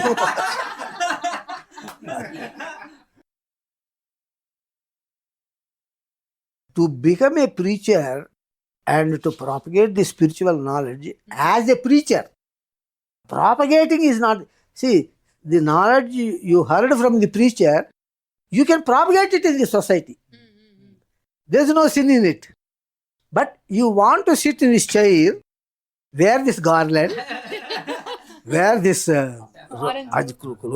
clothes, and every time you claps, give claps. Oh, what a wonderful knowledge, what a beautiful knowledge. This is the highest jila. Jeel. You know, some people have jeel for earning money. But when they have earned money, they become vexed. They lose interest. In all worldly works, one day they will lose interest. And finally they get this interest. This interest. I was also, to speak frankly, I was also not having, from the beginning, I never went and propagated spiritual knowledge. I was meeting great spiritual scholars, great spiritual saints, and discuss with them only. Very few, handful people only. I did not want to collect people. That was not my intention. But I am propagating the spiritual knowledge at the highest level of scholars. Excellent. So that you cannot blame me. I have got that zeal. So that several people should come and should give claps, should give Guru Dakshinas. Why should I need Guru Dakshina? I am employed. I have worked as a professor. I am getting highest salary. Why should I be worried about that? But I am involved with great saints, great scholars. I was discussing with them. They were very much appreciating. Very much appreciating. Even Karapatra Swami, he is called as moving god in North India. He was given helicopter by government. People say. He is the Kashi Pithadipati, Shankar Pitha. He asked me that after me you become the Pithadipati. He told. Because there is one magazine called Prabha. In that Prabha, there is one Brahma Sutram, that is Tattu Samanvayat.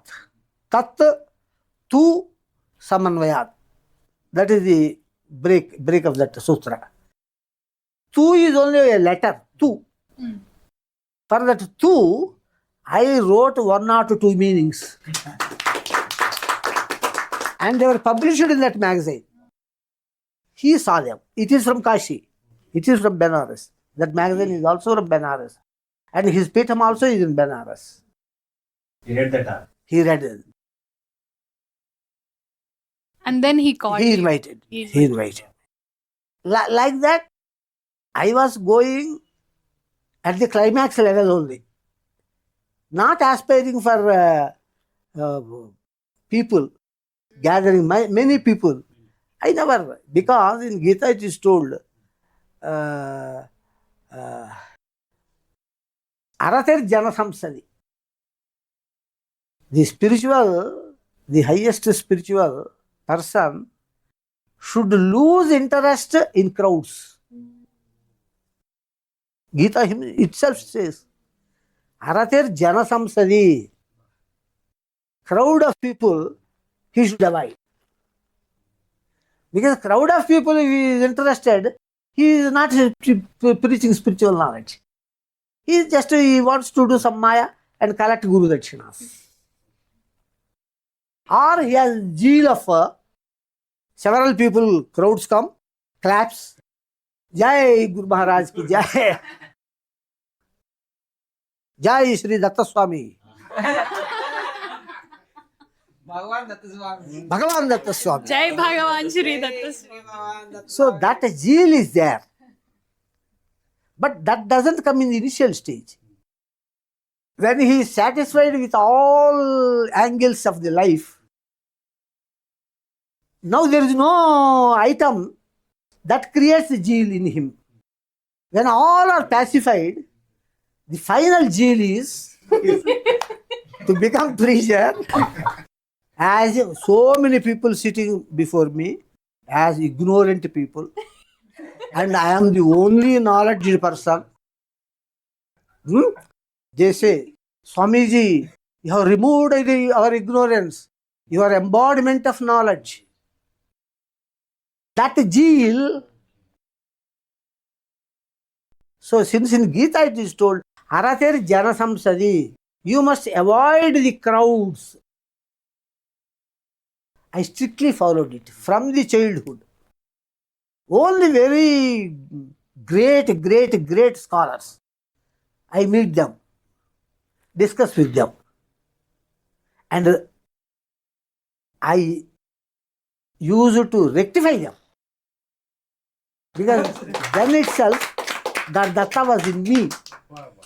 That Datta possessed me, then itself. So, అదే పాటలో రాశారు, దత్తాత్రేయ మునీంద్రులము గురువుల దిద్దగ వచ్చితిమి. We are God Dattatreya. We have come down to rectify the preachers, not to teach the students. Teachers Training Institute. Not some college admitting students. This is the real land came in red drops. So, but what happened?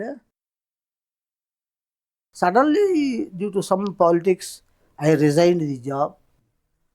I quit the job, and we have some lands also. But water did not come for 2 years. Nagarjuna Sagar water, 2 years. Either some in Karnataka that height was raised, Almaty Dam raised, and our lands also were not giving food grains.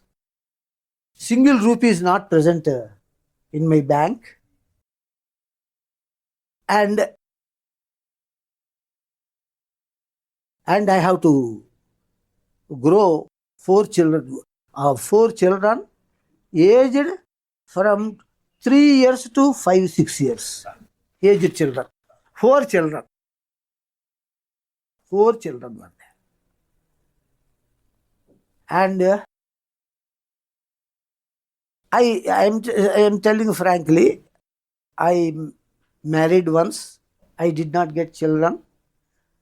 My first wife and my father, they encouraged me, provoked me.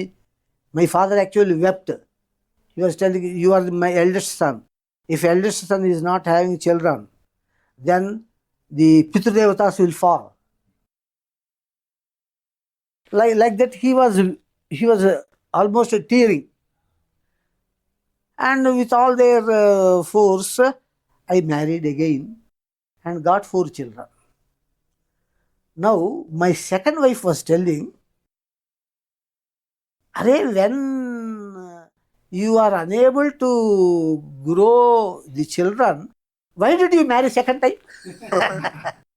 You should have limited with 1 wife only, so that for you both, getting food is not a big problem. Is it not? Because 3 elders, 3 adults, and 4 small children, money is required. So, why did you marry me? In fact, once in Guntur, when I am staying, I did a homa, Mahanyas Rudrabhisheka. Mahanyas Rudrabhisheka, there in that Sankalpa I told, I must get a lot of poverty immediately, so that I can rise in the spiritual line. I am Ashtakashta Praptyartham, Ashta Daridra Siddhyartham, Tadvara Jnana Vairagya Bhakti Siddhyartham. Like that I told her. She also, second wife knows Sanskrit. She heard that Sankalpa. She told, Sankalpa. Huh? But I am also quite intelligent. Because in 1 month, for me, 7.5 years Saturn was starting. Sade Sati. Then I thought, Shani is also Jnanakaraka. Shani is Jnanakaraka.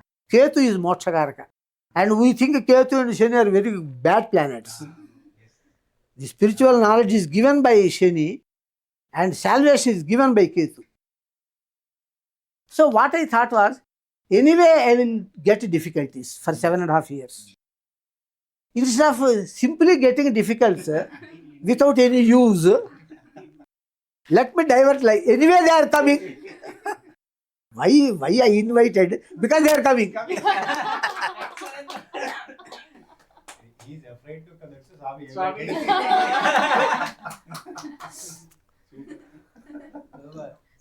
So that you all just now thought that, oh, what a high knowledgeable person.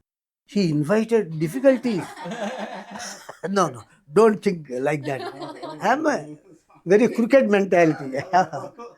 I thought anyway the difficulties have to come for 7.5 years. Let me divert, let me use in this way. Is it not? So I did like that I was very much avoiding the crowds from the beginning, from the childhood. But when a situation came, all difficulties came, I was suffering for food. Children, no milk.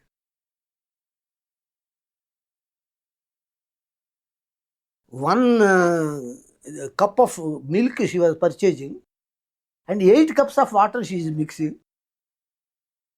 And the children refused to drink that milk.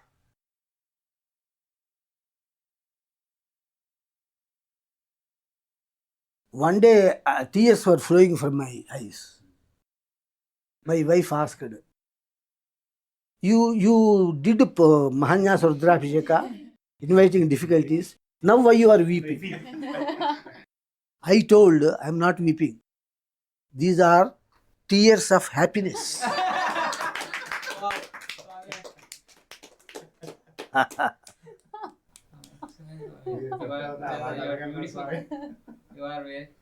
So then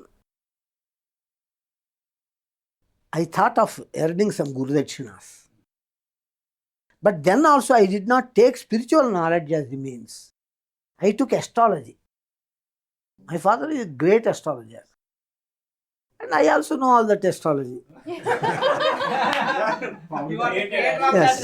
You created And planets. my father always used to wash my brain. Then you develop astrology so that you can earn something. Raja Sammohana Vidya. Even kings will bend for that. What is this philosophy? No, philosophy is only for saints. You have a big family. Why you are immersed in philosophy? I replied, Father, the astrology is based on 9 planets. Jyotisha Shastram it is called. Jyoti means light. 9 lights, 9 planets are 9 lights. And the light of these 9 planets is coming from the one main God. Paranjyoti Rupa Sampadya. I am also in Jyotish Shastra only. But my light is that. Not these 9 lights. Like that I was telling. Then he told, you dirty fellow, you huh? And you married and you produced children, and in this old age, I have to give food, take care. Huh? Like this. Like that. He was angry also sometimes. He was also telling, from my property, I will not give anything to you. I will give to your younger brother only. Like that. He was trying all this. So somehow I wanted to earn money. There was bare necessity. Food is not there. Children, milk is not there. So therefore, then I thought, even in these circumstances, let me not use my spiritual knowledge for earning money. Let me use this astrology. Then I practiced astrology. I became a practical astrologer. Practical astrologer. But sometimes this spiritual knowledge and spiritual power is also reflecting. One fellow came, he was Satyanarayan Naidu, na? Satyanarayan Naidu, Vizag, one bank manager. He was suspended from the job by some ST atrocity case, very serious case. He was suspended. He was suffering very much. He was coming to my father. My father used to give some remedy prayers. You do this prayer, you do that prayer, like that.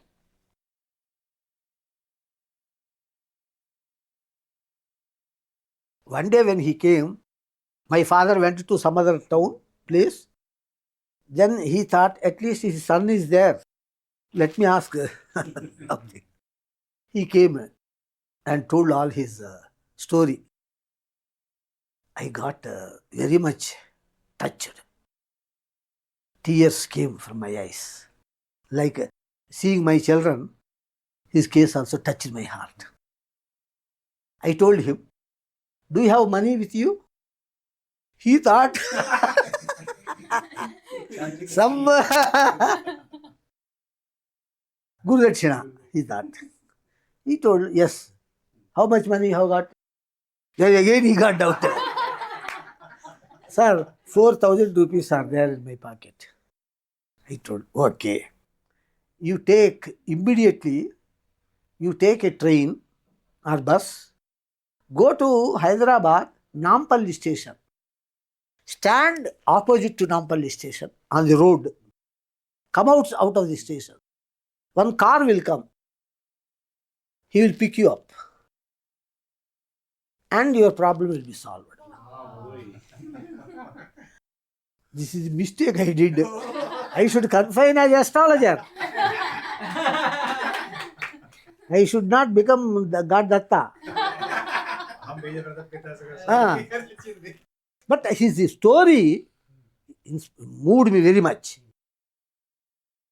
Then somehow he developed faith. That faith also was created in him by God Datta. He immediately went to Nampalli station and stood outside. One car came.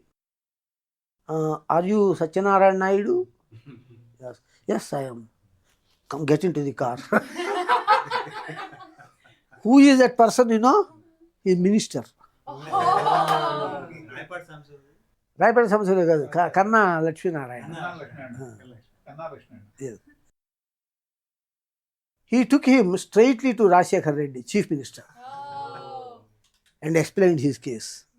Immediately he phoned to the bank authorities. Within 24 hours, you reappoint him. That case can be inquired later on, but you should remove suspension orders.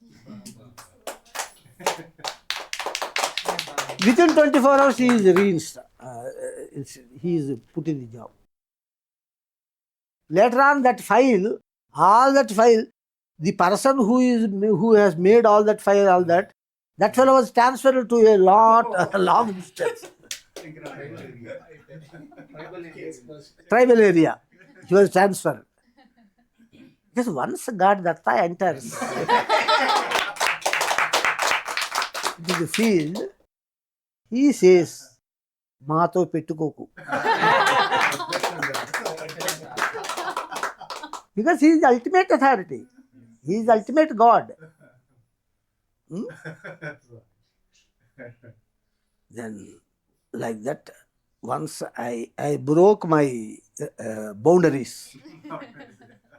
Then after that, I realized that I should not do like this.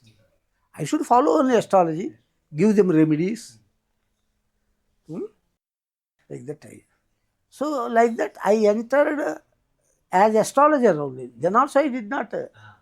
But you see, Whenever I speak astrology, the spiritual knowledge is also coming out.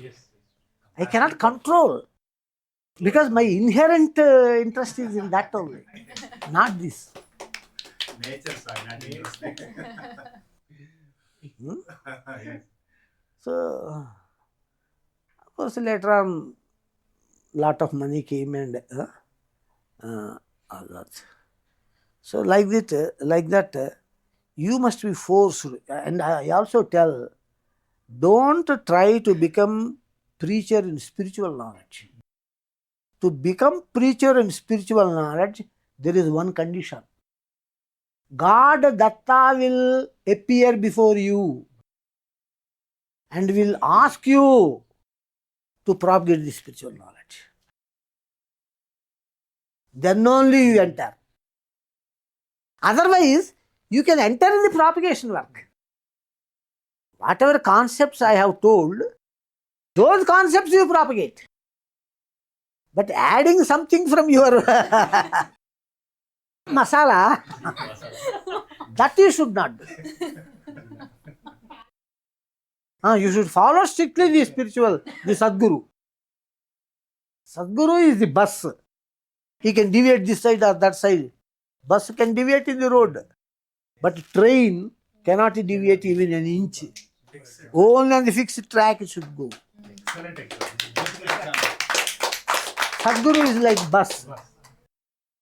The disciple must be the guru who propagates.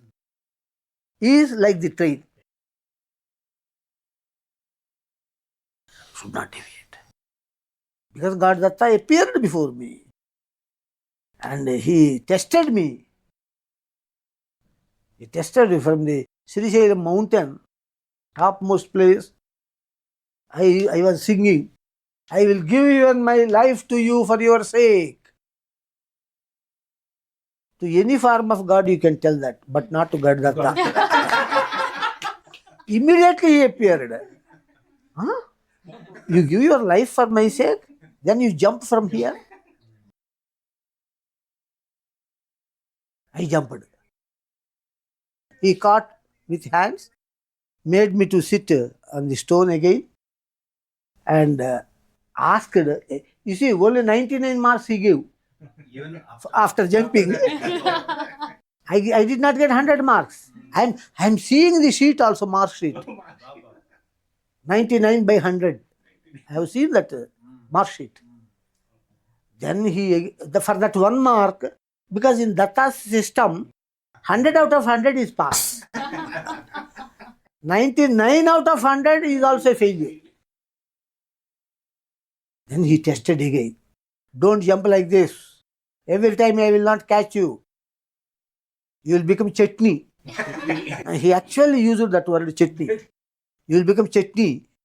If you jump. Have you seen the depth? Then I told him, if you want me not to jump, don't put this question again. I showed the finger like this.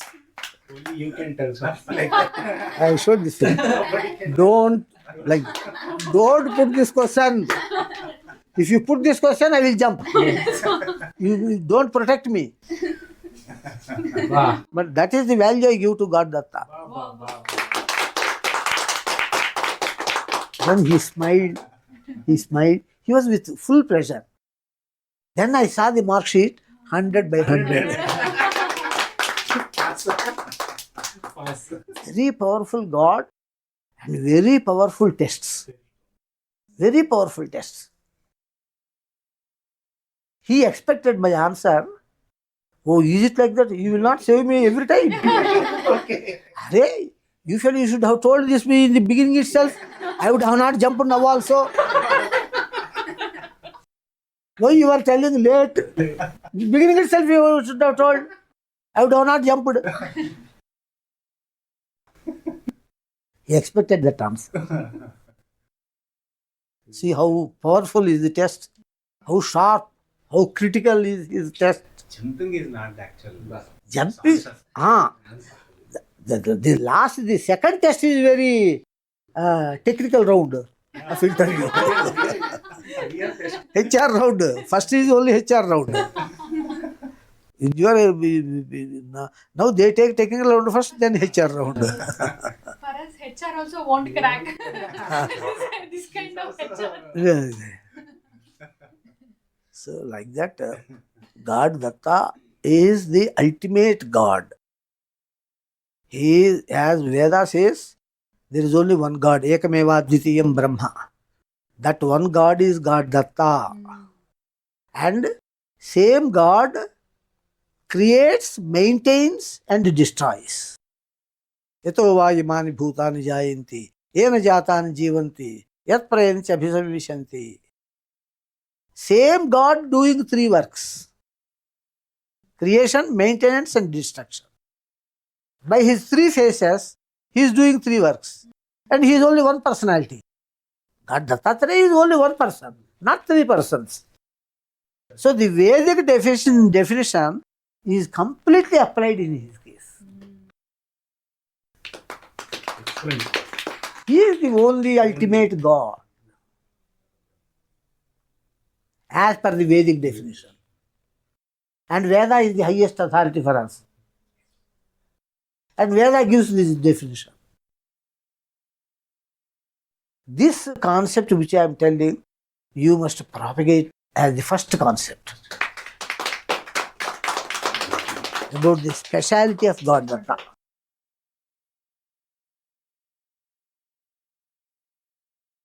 Then that evening, I was sitting in the Brahmaramba temple's staircases. Srisailam. That day evening, noon at 11:30 or so, it happened. That day, when he disappeared, when I came down, then I developed a lot of repentance. He is the creator, ruler, destroyer of the entire creation, and I have shown my finger like this. If you ask this question, I will again jump. Don't put this question. I did not take meals. I was so much pain in my heart. There is such a God. I have put my finger like this, as if I was teaching students in the engineering college.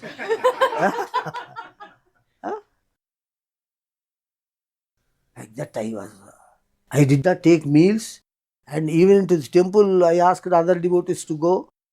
I was just lying down like that on 3-4 steps, lying like this. He appeared again. 5:30 or 6. He appeared. Every time whenever he appears before me, he appears facing his face towards my face. But that time, he appeared facing other side, opposite side. He stood just below my feet. One stair is there. There he stood. Then I thought, he is angry with me. He does not want to see my face. Such a rowdy behavior I have shown to him. Like this, I was thinking.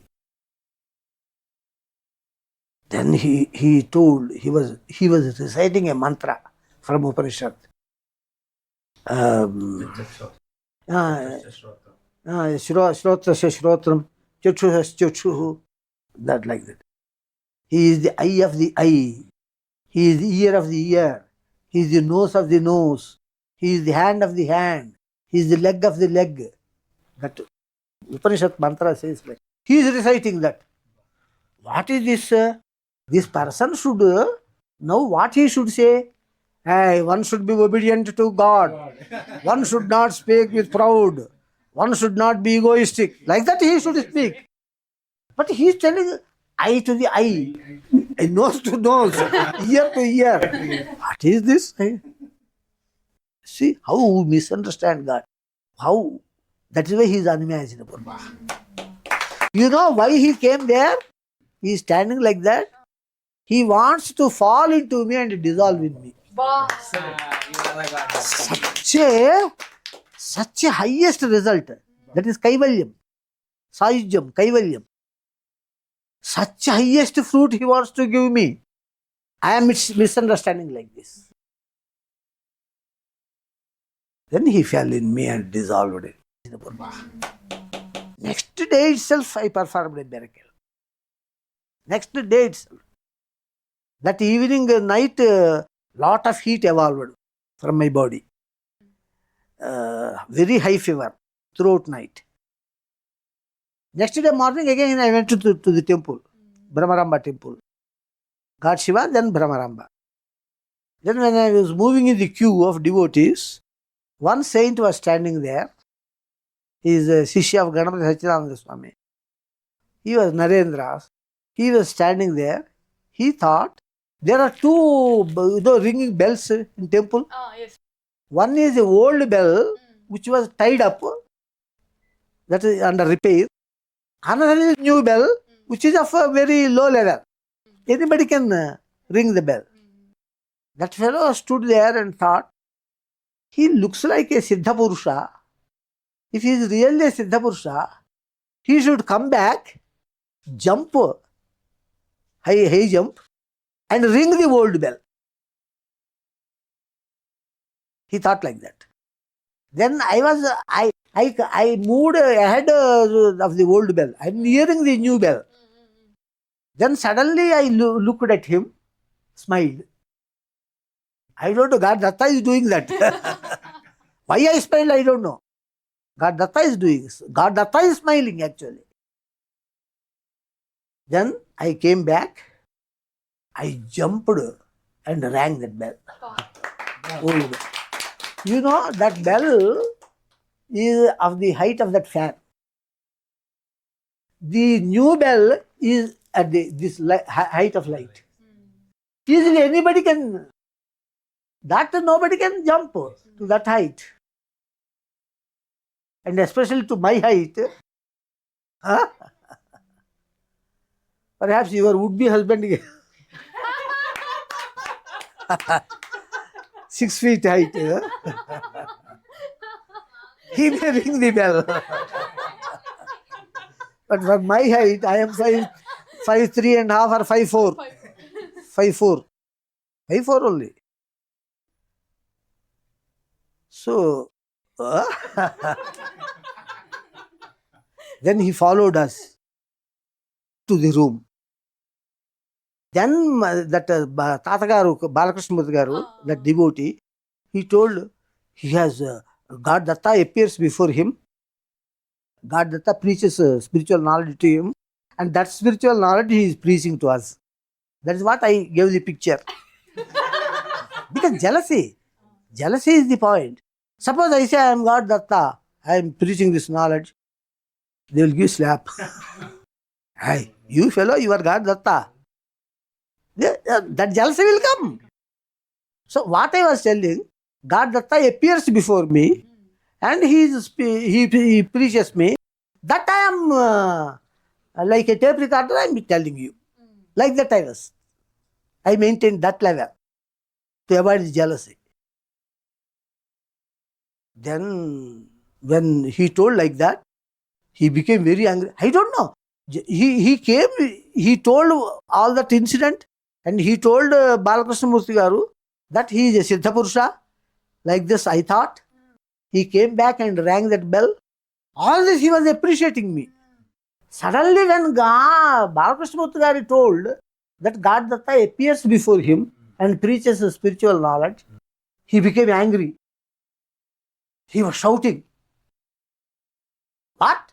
God Datta appears before him in this Kali age? Nobody can see God Datta in this Kali age. He is telling lies. He has not seen God Datta. He has seen a ghost. Not God Datta, he told like. Then my eyes became red. I told, you fellow, you were in the ashrama of Ganapati Satchidananda, and you did some. He is a expert in black magic. He worships Kali. Kali Puja is there. You fellow, you tried to do black magic on your guru. He slapped you and sent you out of the ashrama, and you are roaming, losing the grace of Guru, you are roaming. Then he told, this is again another lie. Already told that lie. Now again fresh lie he is telling. He told and went to his room near the temple of Brahmaramabba. His personal room is there. He sat there and he is doing that black magic on me to kill me. Whole night he was doing the puja.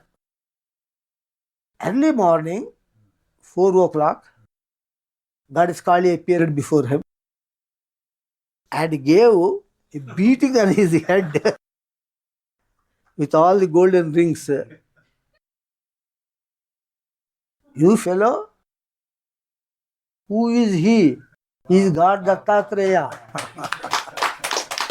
Immediately go and fall on his feet and ask for pardon, excuse.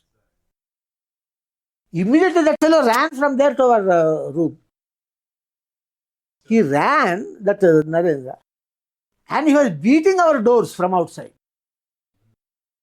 Then these Tatagaru and his wife, they already heard all the previous story. That night they were not sleeping due to fear. Because we have come with him, he may also kill us. Unnecessarily due to this fight, we are also caught. They were sitting on the cot, shivering. I went, don't shiver. I opened the door. Immediately he fell on my feet. Unless you excuse me, I won't leave your feet. Then immediately I caught his feet also. I fell on his feet. Unless you give up, leave my feet, I won't leave your feet because I am in Grihastha ashrama. You are in the Sannyasa ashrama. I should bow to you. You should not bow to me. Like that. Later on I joked. The Tatagaru told, Swami, you caught his feet like this with such a, how much sattam you have, how much soft you are, like that. Not like that. He caught my legs. He may throw me back. I caught his legs also. If he tries like that, I will also.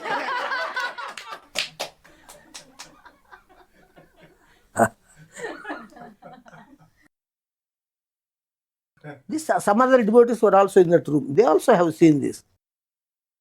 Then after this, then I told him, you go to your Guru, he will excuse you. I have talked with him on phone. You go and like that I told him. There ended. That miracle is a wonderful miracle. It is not of a small level miracle. Very high. Kali appearing, beating his head. That is a very high level miracle. It is not a small miracle. Very high miracle. Yes. You with him. You yourself is a Kali and. Don't open the curtain when the drama is going on. And it is Jnanodayam. Suppose Krishna Raivaram is going, drama. Janda pai kapirazu. Like that, I'll be singing the poem. Then you will come, lift the curtain. Where is Janda? Where is Kapirazu? One broken fan and broken table is there. Outside the curtain only. You should not lift the curtain. The whole world creation is only the drama before the curtain. Like that.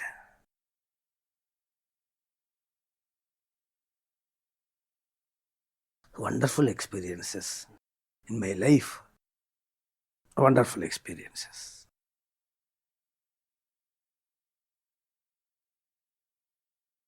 She will be also now and then telling like this, lifting the curtain. Where is Janda? Where is your Kabirazu? This broken fan is Janda and this broken table is Kapiraju.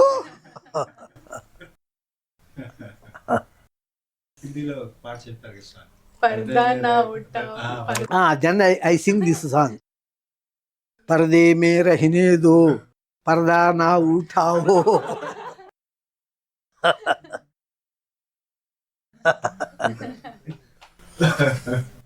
Because of you only our lives also became wonderful, Swami. Alright, I have to propagate, I have to propagate these divine experiences also. Yes. Then only the knowledge will get its value, complete value. Only go on telling logical, spiritual knowledge, you will also be bored. People, along with the divine experiences, it should be mixed masala, like mixing with masala. The vegetable curry mixed with masala. It should be also told. Not only jnana. Jnana should be mixed with bhakti also. Excellent, Swami. Srisailam merger incidents. Not merger. That is a And yes, when he merged, he actually experienced that Upanishad mantra meaning I experienced it because he was standing opposite to me. He fell back. When he fell back, all his limbs were dissolving in my limbs. Tachakshu saschakshu, shrotrasya shrotram. That is why he is reading that mantra. I could not understand. He is reading how actually the incarnation comes. He is practically demonstrating.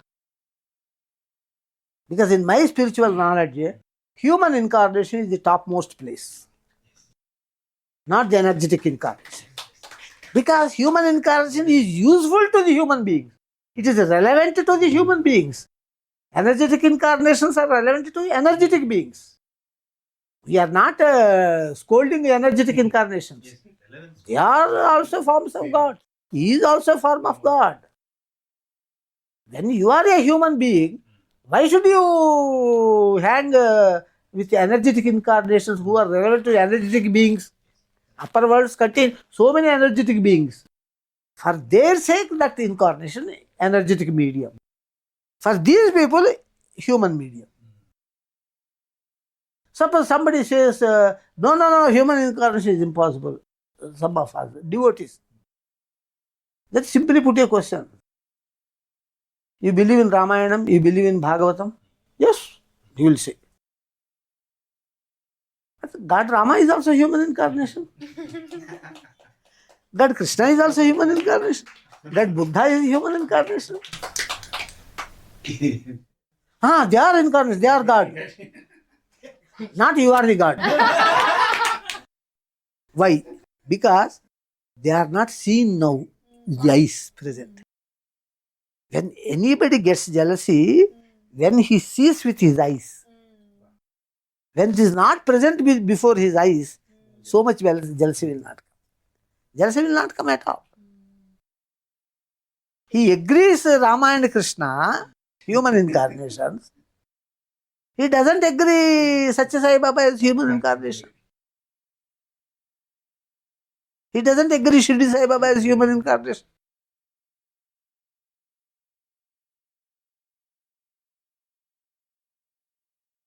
So, that is why. Pratyakshadveshaha, parokshapriyaya vahe devaha, pratyakshadveshaha. Always you like which is away from you, far from you. Which is before your eyes, you don't like. You hate. Pratyakshadveshaha. You hate.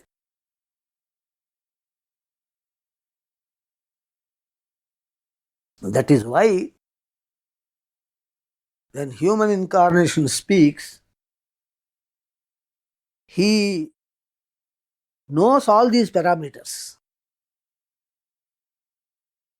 And he keeps in the lowest level himself. If he keeps himself in the lowest level, nobody will jealousy, nobody will feel.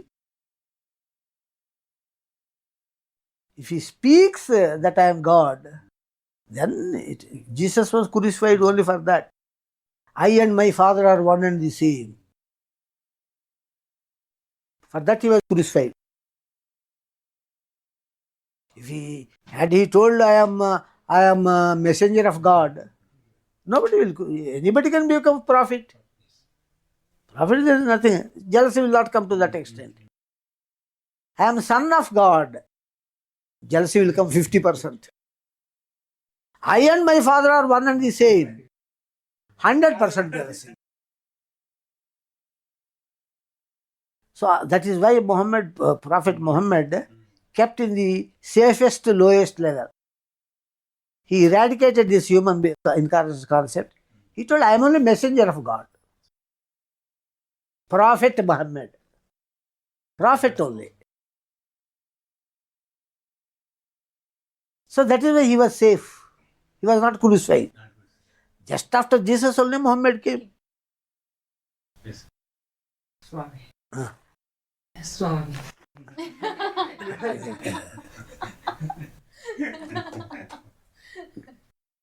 But don't say, Swami, when you are in Vamana Avatara, Iconic. you suppressed Bali Chakravarti. They worship, Kerala people worship Bali Chakravarti. You know that Onam. Onam, they worship Bali, King Bali. On that day, Bali Chakravarti comes to the Kerala. That is what their belief. Yes. He visits once in an year the Kerala. That is their belief. So if you say that I have suppressed Bali, already in Kerala the communist feelings are there, communist party. They will kill me.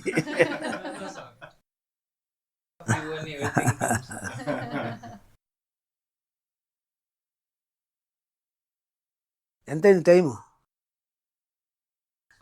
8 o'clock. మాకు అసలు time తెలియలేదు స్వామి. అదే time తెలియలేదు. But Shall we proceed to Bhakti? One thing, let us close this session. I have written a new song, Telangana style, and Lakshmi Trailokya sang it. So I want to get it played. Then we will close. Okay? This is a new song. First time we are playing, inaugurating on Shivaratri day. Especially there, in that I have written, Astamistunna poddu meeda sameepistunna kalama. Sunset. Gaddar tukku podustunna poddu meeda nadustunna kalama. That Telangana poet. He has taken sunrise. I have taken sunset. Because today is Shivaratri. God Shiva is for destruction.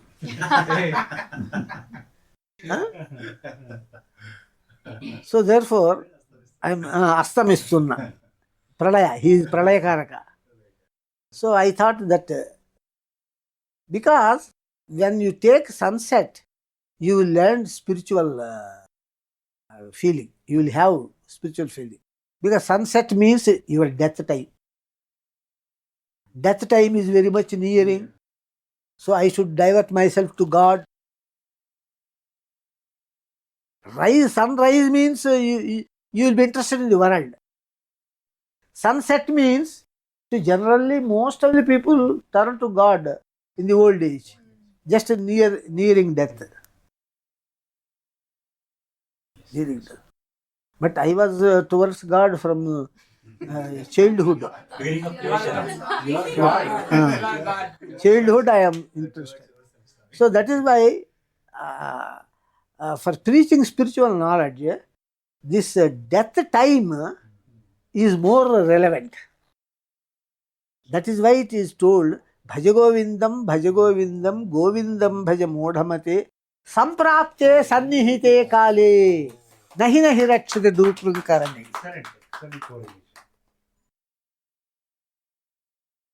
Addressing Govinda, he took the death time. Samprapte Sannihite Kale. Now addressing God Shiva, who is really owner of that portfolio, it will be more relevant. Please pay. స్వామి మీ పాదపద్మాలకు నమస్కారం స్వామి. Namaste. తర్వాత one more song written by Srimati Padmaram. That also should be played. Done by her? No, she sang whatever you have written. Okay, she requested to play that. Play that song. Yes. Okay, that because today is also the marriage day of God Shiva. So you play this first, then you play that. Yes, Swami. With these two songs, we will. Okay, Swami. Yeah. అస్తమిస్తున్న పొద్దు మీద సమీపిస్తున్న కాలమా, సడలుచున్న దివ్య భక్తి పాశమా, దూరమవుతున్న దత్త దైవమా, జన్మ జన్మల మా ప్రాణమా.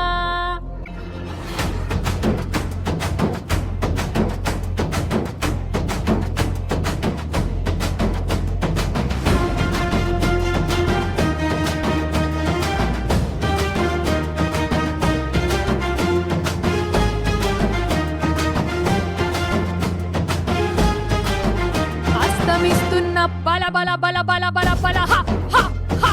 అస్తమిస్తున్న పొద్దు మీద సమీపిస్తున్న కాలమా, సడలుచున్న దివ్య భక్తి పాశమా, దూరమవుతున్న దత్త దైవమా, జన్మ జన్మల మా ప్రాణమా. బల బల బల బల బల బల హ హ హ.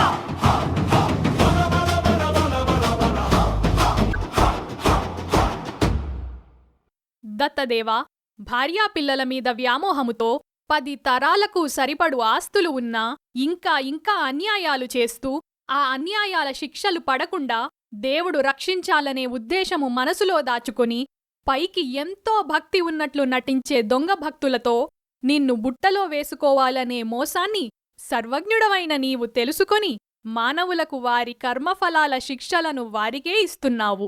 దత్తప్రభూ, నీకు వందనం వందనం వందనం.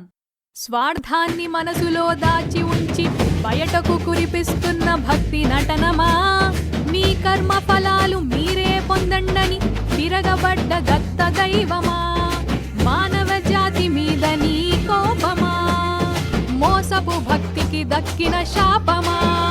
బల బల బల బల బల బల హ హ హ. అస్తమిస్తున్న బల బల బల బల బల బల హ హ హ. అస్తమిస్తున్న పొద్దు మీద సమీపిస్తున్న కాలమా, సడలుచున్న దివ్య భక్తి పాశమా, దూరమవుతున్న దత్త దైవమా, జన్మ జన్మల మా ప్రాణమా.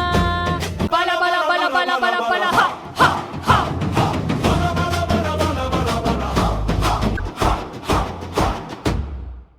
దత్తదేవా, మానవుల దొంగభక్తికి అమాయకముగా బుట్టలో పడ్డట్లు నీవు నటించి వారి స్వార్థపు కోరికలను ఒకవైపు నెరవేరుస్తూ మరోవైపు వారికి తెలియకుండానే వారి పాపాల శిక్షలను అనుభవించే కాలాన్ని పొడిగిస్తూ ఆ పొడిగించిన కాలానికి పెచ్చు వడ్డీలను వేసి ఆ వడ్డీలను కూడా వారు అనుభవించేట్లు చేస్తున్నావే, నీ మేధాశక్తి ముందు మానవుల దొంగ తెలువులు నిలవగలవా?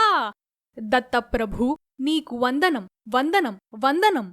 కర్మఫలాలను పొడిగించి వడ్డీ కట్టించు తిరుగు మోసమా, మాయలోబడి వరమునిచ్చినట్లు నటించు దత్తమాయ వేషమా, సత్యభక్తికి లొంగు ప్రేమ పాశమా, నిజమైన భక్తులకు చేయు దాస్యమా, కోరికలేని భక్తులపైనున్న మోహమా.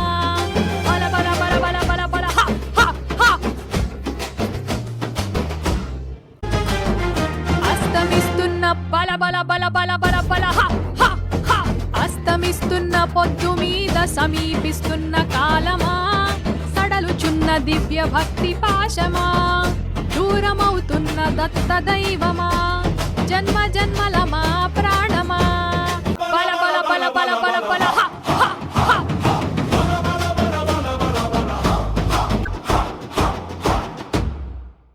గౌరీ కళ్యాణ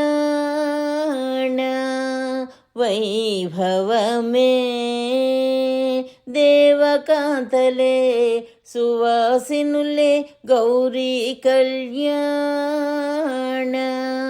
వైభవమే. ఉత్తర తారను చంద్రుడుండగా సింహలగ్నమున పార్వతి పెండ్లి, బంగారు బొమ్మ గౌరిని వధువుగా చేయుచుండిరది సువాసినులార గౌరీ కళ్యాణ వైభవమే. గంగయ స్వయముగ తరలి వచ్చనే మంగళ స్నాన విధిను నరించగా, ఆ స్నాన నెపము తోడ గంగక్క కౌగలించనే ముద్దుల చెల్లిని గౌరీ కళ్యాణ వైభవమే. పసుపును కలిపిన సున్ని పిండినే నలుగును పెట్టగ వచ్చిరి స్వయముగా, వాణియు లక్ష్మియు విసిరి వేసిరే దానిని గౌరీ తను కాంతి జూచి గౌరీ కళ్యాణ వైభవమే. పన్నీరు జల్లా పరుగున వచ్చిరి దేవకాంతలట పార్వతి మీదను, గౌరీ తనువున పద్మగంధమదే సహజముగా రాగా విరమించిరదియు గౌరీ కళ్యాణ వైభవమే.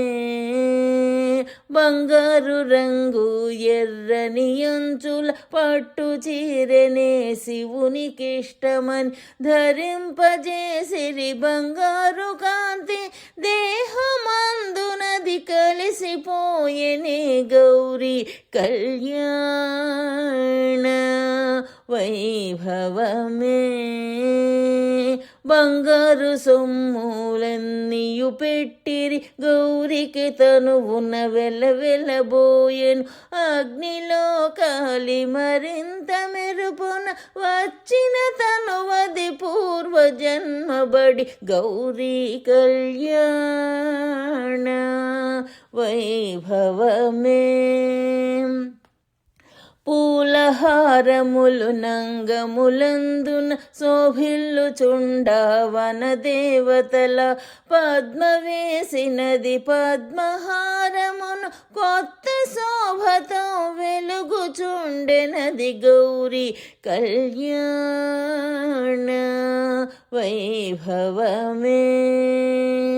మొగలి పువ్వులే రేకుల ముడిచి గులాబీ పువ్వులు తురుముచు కట్టిన పూలమాలతో మేళవించిరే పెండ్లి కూతురికి జడను వేసిరే గౌరీ కళ్యాణ వైభవమే. కళ్యాణ తిలకమప్పుడు దిద్దిరి గౌరీ ఫాలమున పద్మయువాణియు, అరుంధతి పెట్టె కన్నుల కాటుక కాటుక చుక్కను బుగ్గపై చివర గౌరీ కళ్యాణ వైభవమే. హంసయానమున బయలుదేరెనే మేళతాళములు మిన్ను ముట్టగా, బంగారు గాజులవి కదులుచుండ పదముల నందలు ఘల్లు ఘల్లు మన గౌరీ కళ్యాణ వైభవమే. పారాణి పాద పద్మములవియే జగదంబవియట కదులుచున్నవే, అడుగు అడుగునకు కొత్త అందములు అప్సరసలే మరి మురిసిపోయిరే గౌరీ కళ్యాణ వైభవమే. వాణియు పద్మయు కౌగిలించిరే మోహభావమున తాళజాలకే, త్రిపుర సుందరియే పెండ్లి కూతురై సొగసుల దేవత నడుచుచున్నదే గౌరీ కళ్యాణ వైభవమే.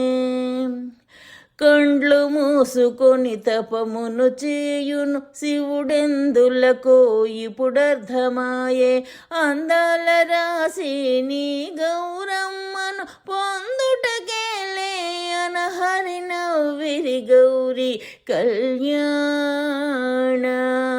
వైభవమే తత్తరలాడెను శివుని నేత్రములు గౌరిని చూడగ బ్రహ్మ మంత్రముల 4 ముఖములనొకసారి చదువా వేరు వేరుగా బాగుండుననుకొని గౌరీ కళ్యాణ వైభవమే ముక్కోటి దేవతలొక్క దృష్టితో చూచుచుండిరే కన్నులు చెమరింప మంగళ సూత్రము కట్టునమ్మ గౌరికి మెడలో శంకరుడు గౌరీ కళ్యాణ వైభవమే భగవంతుండే వరుండనగా భక్త జీవుడే పెండ్లి కూతురు మంగళ సూత్రమే భక్తి బంధము అంతరార్థమును తెలియండి గౌరీ కళ్యాణ వైభవమే భరించువాడే భర్తయగును సర్వభర్తయే పరమాత్మ భరింపబాడే జీవుడు భార్య సహస్రార బంధమే కళ్యాణము గౌరీ కళ్యాణ వైభవమే శివాయ మంగళం సర్వమంగళం సర్వమంగళాధవాయ